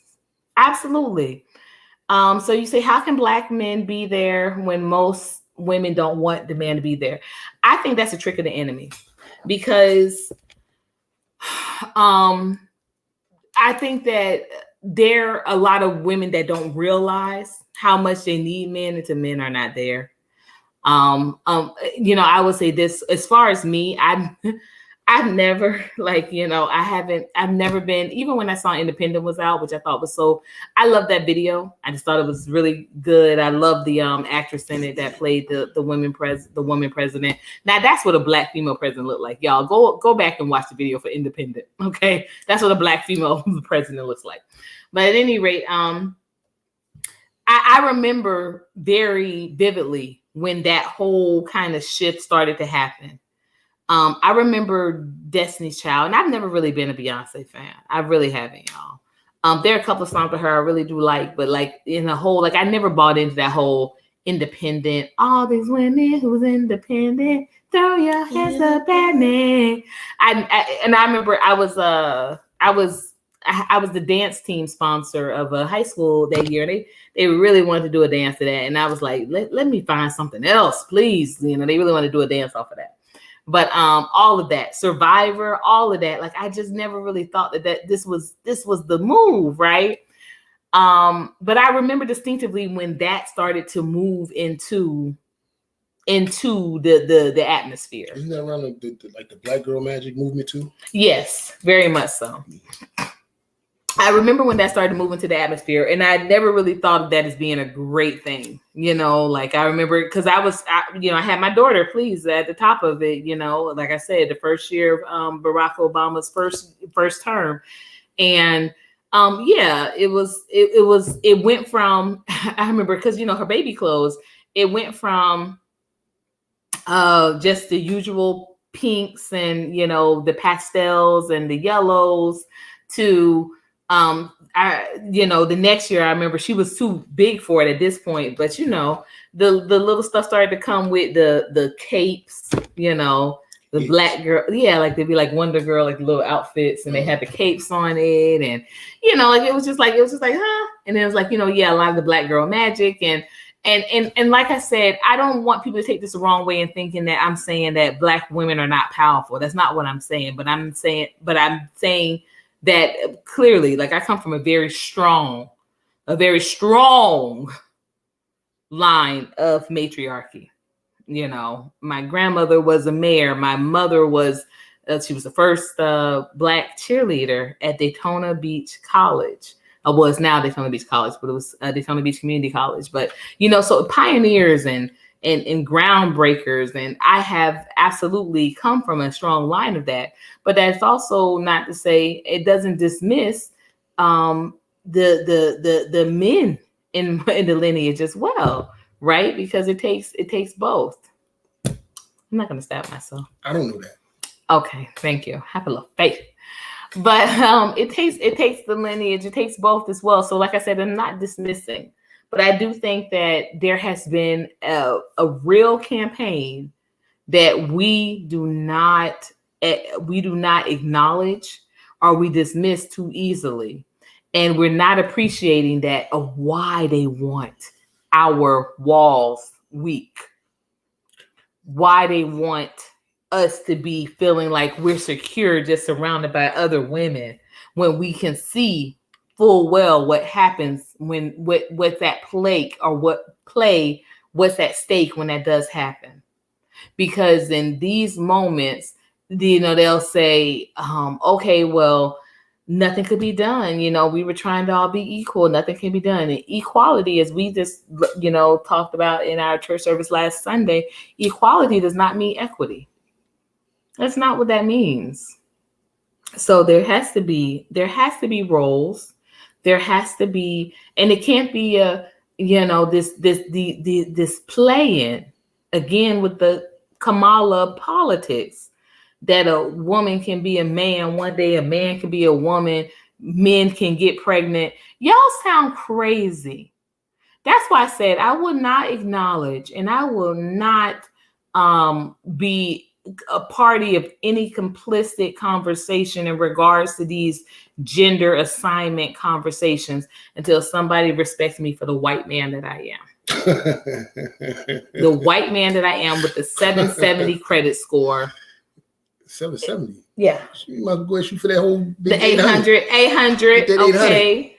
The Harvard grad that I am, the rocket scientist that I am, going at the astronaut that I am. If you will not respect that of me, then I will definitely. And what's that? I'm 34. I'm 34 years old forever. Because why not? Why not? Why not? No, it doesn't matter what my birth certificate says. I'm 34. If you cannot respect that of me, then I'm not gonna play. I'm not gonna let you play in my face and tell me that you can believe whatever you can be, whatever you want to say that you are today. But you won't respect when one thing's for sure and two things for certain. When they walk out of that hospital, they gotta say whether they black or white. And according to Athens, if you register in the vote at this late in the game, you can't even be white. You gotta be black. You gotta be Hispanic, or you gotta be Asian. Because you're not registering this late as a white person. You already know what time it is. So what's the problem? What were you about to say, Daddy? Your smell is making me hungry because you just smell so scrumptious. But y'all about to talk about that. Like, I don't want nothing else but what Goldie cooked. I'm so spoiled now. It's more for me then. Look. I'm so spoiled. I'm just eating salads until I get a spread like that again. You gonna make it? What, the salad? You gonna make the Goldie spread? I can't do the Goldie spread. We have the turkey in there. We got everything still in there. It's in the freezer. Mm-hmm. I did some Sunday because I did defrost those burgers for you because I know how you like that with your rice. We can do that tonight then. That's what you can do with your rice. I'm not doing that. Yeah, I definitely. I throw some. Yeah. We do that. Me and the boy. I don't know what you and the girl gonna eat though. We will eat whatever we're gonna eat. The girl has already started on the sweet potato pie. That ain't dinner. Let you tell it, because I'm sure. You better say me so. I knew you were gonna say that too. But look, I want to say something about these roles. Go ahead. Because and this is because we're about to come back full circle right back around to this Kamala thing and Kamala. Whatever. You know. Because you know your girl. You know your you know your girl's name is Kamala. Don't be like that jerk. calling her that wrong name. Okay, go ahead. Because I need to say something about that later too. This is what a lot of women need to understand. And you know what? This is probably going to sound horrible, but I don't really care. And, some people might actually get offended, but again, I don't really care. Because sometimes some things just need to be said. What these women need to understand is this. One, like my wife said, we are not equal. We are not. It is point blank. We are not equal. Now, but that doesn't dismiss any part of the roles. It's just they're not equal. I mean, like, no, listen. See, here's the thing. Everybody get this equality thing all crazy. Am I on the same level as the president of the United States? No. All right. Oh, that's good. No. Are you going to treat me the same way you would treat the president? If I come into the hospital, gunshot wound to the gut, and the president coming in with a gunshot wound to the gut, who's getting attention first? Come on. See, so we ain't all equal. So people need to stop acting like we are. Yeah. Because we just ain't. All right? As soon as people start to realize that, things will be a whole lot smoother. Yeah. Now, back to the roles. Women need to understand, and we talked about this too a couple of times. So they make y'all think that y'all up. Mm-hmm. That y'all running things, y'all doing this, all this sexual freedom. You got these goofballs like Megan Thee Stallion running around. Horrible.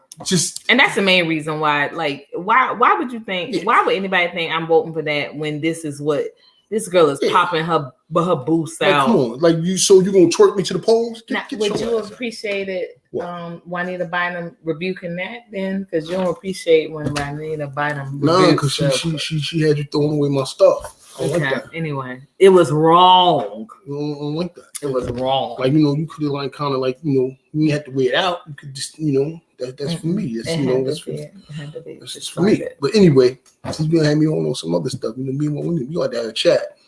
We want to talk. Yeah, Juanita. We appreciate you, Juanita. We want to have a talk. We appreciate it. Because you was wrong for that. She wasn't wrong. Anyway.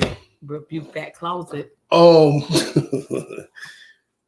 So what they need to understand is this. When you try to get rid of guys that are masculine, such as myself, and try to shame us into being what's the word I'm looking for here? Masculine? To shame us by saying you're toxic. Toxic masculinity. Toxic masculinity. Yeah. Yeah, I might tell you. I mean, that ain't God. Like, let me reel it in because I'm about to. Yeah, it's not kingdom. Yeah, what happens is this: when we decide to say, "Hey, you know what? Y'all on your own. We're gonna fall back." Then you're wrong. Yeah. No, you know what happens? Yeah. Handmaid's tale. That's what happens. Because then there's nobody on that front line to stop them dudes from doing that. That's what happens. Then where you at? Because you think you run stuff? You are drastically mistaken. Because you need to know that this country and pretty much 95% of the world, it's a man's world. But it wouldn't be nothing without a woman, hard girl. All the rights that y'all think that y'all have, or y'all feel y'all have, is given to y'all by men. That's who's writing these laws, men. These nice roads that y'all like driving on, built them, men. These nice big buildings y'all like to go to work in, because now y'all making all this money, y'all don't need a man. You know who built them? Men. But who made y'all? Women. True indeed. Yeah, who birthed you, women. Listen, this is where the appreciation, and that's what I think that's what I would want to see just more of. It's just that acknowledgement. Hold on. I'm not saying that y'all not needed. I would never say women are not needed. I need my wife. I need her. My wife keeps me grounded. Without my wife, real talk, I'd probably be like she likes to say, she saved me from a life of debauchery. I did, and you be walking that back sometimes. You walk that back a lot, and it's true. It's true. But it was on like foolishness. And this is what y'all do. Y'all stabilize us. Y'all keep us on task, on path. Y'all, well, this is what my wife does for me. Okay, this is what mine do for me. I don't know what women do for other guys. I can only speak about what it does for me. You know what? I'm not you can say that. You were. No. You were. You know what? Anyway, playing with you, Courtney.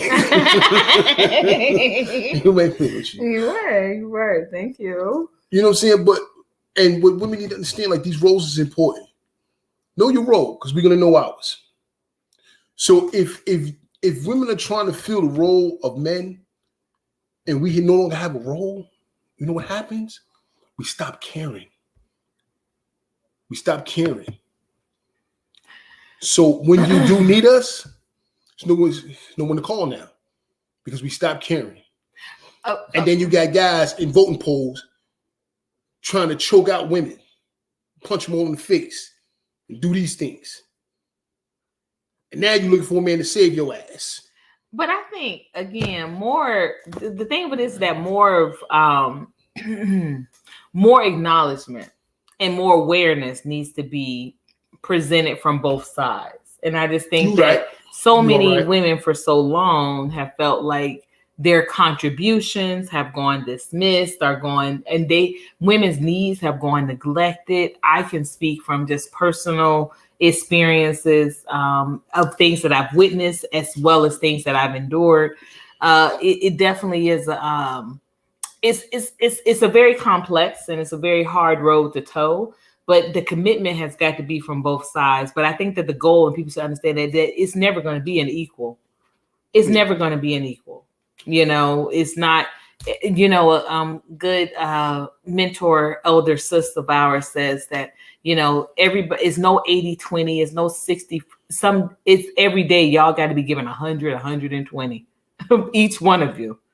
It's not some days I give 20 and he gives 80. Some days I give 60 and he gives 40. Some days we both 50-50. We come in 50-50. No, we both have to come in 100. And you know what I saw? Let me tell you, a couple of weeks ago, and I didn't even share it with you actually, but it changed my whole dynamic. But it was a guy who was saying, see, he was going over kingdom marriage. But he said women have gotten this so misconstrued. Like men usually don't, but women have gotten this misconstrued. And I feel like that's the reason why I can look at things kind of, I guess, a little impartially, if you will. But he said that a lot of women, they want, they want love in relationships, but it's the practical, it's of, you do these things because I can't do them. I'll do these things because you can't do them. And this is how, this is an agreement. It is it's a relationship. It is a commitment. And this is how it plays. This is how we rock. Other cultures are also able to do this because they can appreciate this more. So that's why with the whole arranged marriages, people wonder why those last the way they do, because their families knew beforehand this was going to be the agreement. This was the contractual obligation, and y'all figure that love thing out in between y'all.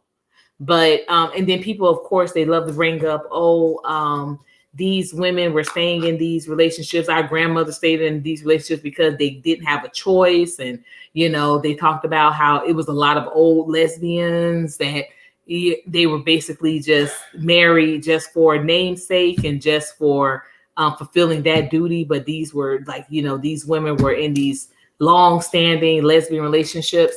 That's not the goal. I don't believe, y'all. And it's truly not a biblical goal, because how does a society get created if people just sitting around in these long, loving lesbian relationships, y'all. And let me tell y'all another thing too. If those relationships were so the bee's knees, there is so much amount of abuse that comes from those type of relationships also. Remember I did the post? Yeah. With gave the statistics? Yeah, the statistics. Yeah. And so and that is not again, everything that I'm saying here does not dismiss or dispel or neglect that every relationship comes with their ups, their downs, their ins, their outs. But what has to develop, no matter what, is a mutual respect for what you are hoping to accomplish, what you are setting your sights on this God's green earth to do. And again, by sticking to the words of Scripture and applying these biblical and kingdom principles, you cannot go wrong. You absolutely cannot go wrong. So we have got to come back to revisiting a renaissance, a kingdom renaissance. Ooh, let me write that down. I'm doing it at the same time. Bong bong. I am writing it down. A kingdom renaissance, y'all. This is what we're looking at walking, leading a way into, being a part of, because y'all, we don't make it without it. We don't make it without it. And when you say, well, make it to what? Because we all, nobody lives forever. We all on that. True indeed. But your generations after you speak for who you were before them. Because remember, it says in biblical writings and in teachings that it only takes one generation to turn a destiny, to turn a legacy. It only takes one generation. And y'all know I've been on my Gucci. I've been on my Gucci run for about the past, 2 weeks or so now. And they have a saying in Gucci families that the first generation makes, the second generation expands, and the third generation destroys. So you got to figure out what generation are y'all on? What generation are you on? Are you creating a legacy? Are you expanding the legacy that your forefathers, your parents have left for you? Or are you destroying the legacy? And then the first question should be, what is that legacy? What is that legacy? So with that being said, I'm done with all things I wanted to discuss today. I know you have a off the count update or redo. No, actually, a redo? Yeah, because that wasn't really a redo. Yeah, I think you need to do a redo. Nah, we that's no. Yeah, there's no we good as far as the there may be no new ones, but I think we need to. Ones? Yeah, we need to do the ones that we did before. Well, I mean, you don't have them. That's no, yeah. I also failed to mention that when it comes to these men's rights and the topic with these women reproductive rights, I remember there was I cannot forget this post. There was years ago. There was a when I was in college. There was a topic. There was a Essence article about basically women and men's relationships and what a woman would give to a man, like in what order, I guess, so it was showing the priorities of a woman and the priorities of a man in a relationship. And this was when I was in college, so we talking some 20 years ago, y'all, more than 20 years ago now. But well, not more than 20 years ago, because y'all know I'm 37-year-old white now. So it's only 20 years ago. Yes. So, but it was saying that, a woman would sooner let a man have sex with her, loan him money, and what was it? Borrow a car. No. The borrow the car was the number one thing that they wouldn't do. They would do all these things before they would let them borrow their car. And loan them their CDs or music, that sort of thing. and how low it was for certain girls where their sex was sad. Like for some women, sex was the first thing before they would give them money, before they would in all of these cases, the car was the main that they could do all these things before they would allow them to do all these things before they would ever let them drive a car. And some of these women, they like drive a car is under, no exceptions to that. Like driving a car to them was like the same level of getting married. There's something to that. Of getting married, yeah. I don't know if I ever told you a story. With Cheyenne's girl? Yeah, you told me. Yeah, you told me that twice. Did I? But yes. But it wasn't his girl. She was just a homie. Okay. Yeah. But no, I thought you said that was her Mercedes. Yeah, but she was just a homie. It wasn't his girl. Oh, I don't know. Yeah, she just hung out with us. But this is a real issue, and this was 20 years ago. So the fact that you would put your access to your body in your womb so low, but again, I was also, just be very honest, in a lot of conversations I've had with women since then about them sharing things that they should have about what they had going on sexually, whether it was STDs, whether it was sleeping with other men, whatever it was. They felt like the man had no right to know this. And I'm like, this is your body. But he have no right to know it. So it's when we talk about these conversations in regards to women's rights and men's rights, but we need to be really honest. I mean, really honest, taking a look at ourselves in the mirror, thinking about conversations that we have had internally and externally with friends, with our daughters, with our sisters, with our mothers, with our aunts, things we've been told, So I'm not saying that, my family has said it all wrong, but I'm going to tell you, they ain't said it all right. I've gotten some very ill advice, and I've also gotten some very good advice from my sisters. But I tell you what, as we have gotten older, there have been some conversations that we are having now that I never thought we would have had. So younger ladies, be mindful of this advice that you're giving to others, because it is absolutely shaping a mentality. It's shaping a mentality, and it's shifting priorities in our people. Absolutely. Well, we're still considering coming back on Tuesday for some live coverage. The one and only, my sister, the people's champ, Monica Delancey. We should get her some shirts made with 33, because she literally lost a state representative election by 33 votes, y'all.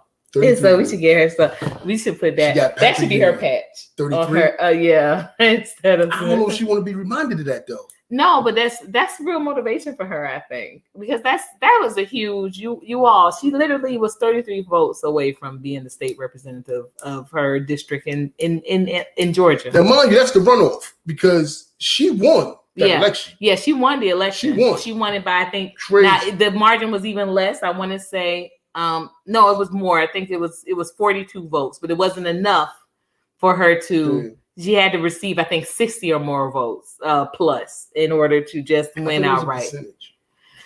The percentage, but 60 votes would have been that percentage. Okay. Yeah, that would have been a percentage. But this was that. Yeah, the runoff, she lost by 33 votes, and she would have been a state representative, and well deserved. Well deserved. Monica has been crunching budgets and doing fiscal management ever since, you know, teenagers. Yes, as young as I can remember, she would. I've heard a couple of stories. She would tell me what things I should ask for but based on That's mom and dad loan, what loans they had and what bills they had to pay. It was a better chance I was gonna get this than get this. She wasn't looking at the Christmas gift; she was looking at the loan apps.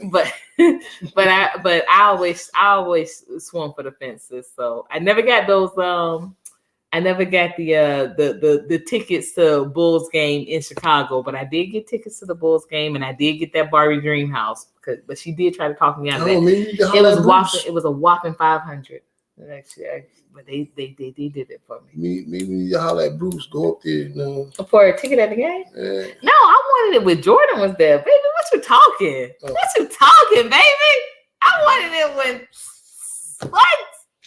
I wanted tickets to I wanted that in the United what? You know, we had to hear that anthem, baby. And now for that 6-6. Y'all don't get me. North Carolina guard. That thing was pandemonium in my house. I would turn off all the lights. All the lights in the house. We had to get in there. We had to get in there. But I never got those tickets. But I did get them to the Orlando game. But I actually didn't go because why? New Kids on the Block, y'all. That's honestly New Kids on the Block. I chose New Kids on the Block over Bulls and the and the Magic. Yeah, I did. I had a problem. I did. But y'all, New Kids on the Block had a great performance that night too. Step by step. All right. So we might be back on Tuesday, but if not, we'll be back on Wednesday, and we're gonna be on Diddy Tape Alert Watch. I'm gonna dig in to see what Courtney. I'm gonna say, hey, this is Courtney. She's gonna be on DJ, but not we. Because somebody is the homie. It's not the homie. He's from Mount Vernon. He's from Harlem, y'all. It's not from Harlem. He does the Harlem Shake. He doesn't. He does do the Harlem Shake. I got video. I have videos of that right now. I have videos of him doing the Harlem Shake right now. Listen, let me put this out here. He is not the homie. He's the homie. He's from Mount Vernon. Y'all, when he just got the key to the city last year, and he rolled in the second borough that he said was the Bronx. And he was riding out the window. They took him riding by all the boroughs. The second borough that he visited was the Bronx. That's because it's right there. It was BX all day, baby. Okay. The first borough he hollered out, he shouted out was Brooklyn. And then he hollered out the Bronx. Okay. Y'all, that's what he did. You wanna know why?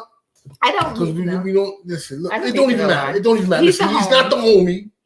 All right, he's from Mount Vernon. His first name might as well be Patrick because he is my homies. Okay. You know what name is? You like New Kids on the Block. Thank you, Naima. And they were in fact hanging tough that night. They were hanging tough. They did Step by Step, and they did my favorite Tonight. Cause ain't they the bye? That's Backstreet Boys. Oh, stop it! Every time we hear the curtain call, do. What? See the girls with the curls in the hair. Is that the Wahlberg boys? Yes, the brother. Yeah. In the loud fanfare tonight, boom, boom, tonight. Yeah, that was it. I was very sorry that I had to actually fulfill that, but my mom made me go. She was like, no, you said you wanted these instead of they weren't even popular by the time that concert came around, but she said I had to go, and my dad took me, and we did, and it was fun. It was fun, but yes, I did. I will forever be sorry that I passed up an opportunity to go to a Bulls and Magic game. Like, I don't even like Mike, but man, I'm not done. That's still Mike. It was. That's all right. At that time, I think Shaq was down there, right? I think Shaq was. I don't know if that was actually during that season. I know Nick Anderson for sure. Yeah, it was Shaq. Yeah, Shaq was there. So yeah, see, so you had Shaq, Penny, you had no. This is before Shaq. This is before Shaq. It was before Shaq. Yeah, it was before Shaq. It was still with Dennis, with Nick Anderson, Scott with that guy Skiles Tree. Yeah. Okay. It was before. Thank you. Yeah, Shaq didn't come on until I was in high school. This was still when I was in middle school. You still dancing New Kids on the Block? No, I haven't listened to the song. You've been saying that song. Yeah. Good night. Yeah, that was the music. Good night. Oh, next time we are going to be doing a special countdown of songs that lost their the energy because they had some suspect lyrics or they had some suspect situations. Chris Brown was just a suspect lyric, though. I mean, it was a suspect lyric. Yeah, I was just like, just stop playing Chris Brown. You know you ain't responsible. Stop that. We really doing that? Yeah, I would like to. I need to get my hair right because these are not Kingdom. Yeah, mind you, this is a conversation that came last night. It wasn't like it was like early this morning. It was like 2:00 this morning. It might have been later than that because this is where I was scrolling and I seen that. Oh, we ain't even talking about the voting thing, but you know what? That it don't even matter because Texas is tripping. Oh, we kind of mentioned that in the beginning, though. Yeah, but Texas is tripping. This is before that. But yes. Tripping, yeah. Oh, she said that's a good topic. Thank you, Naima. Yeah, so we I don't know if we'll fit that in on another because it's definitely not a Kingdom conversation. But we gonna see about it. But we for sure are gonna be trying to get back to do another What in the Word because it's been a minute and we have been discussing a lot about these Hebrew Israelites, y'all. So if y'all know something about Hebrew Israelites, and if y'all want to call in or come in on that show or that topic, I think that has got to be our next one because we got a lot of questions. And you know, some people have gone missing that used to talk about these Hebrew Israelites. My boy Leo, I ain't seen you in a minute. We got to figure out what do they really know the truth about what we got going on. About what is going on. Oops, I hit that too fast. Me too, Naima. And that's why we got to be so careful. We got to be so careful by what we consume because music is it's a deviant tool for sure. So we got to be so careful. But until next time, y'all know what to do. Keep it Kingdom. Oh, keep it Kingdom. Keep it Kingdom over culture. Kingdom over culture. Keep it Kingdom. I'm looking forward to you cooking that Goldie meal tomorrow too. Well, it's not gonna be a Goldie meal. It better be.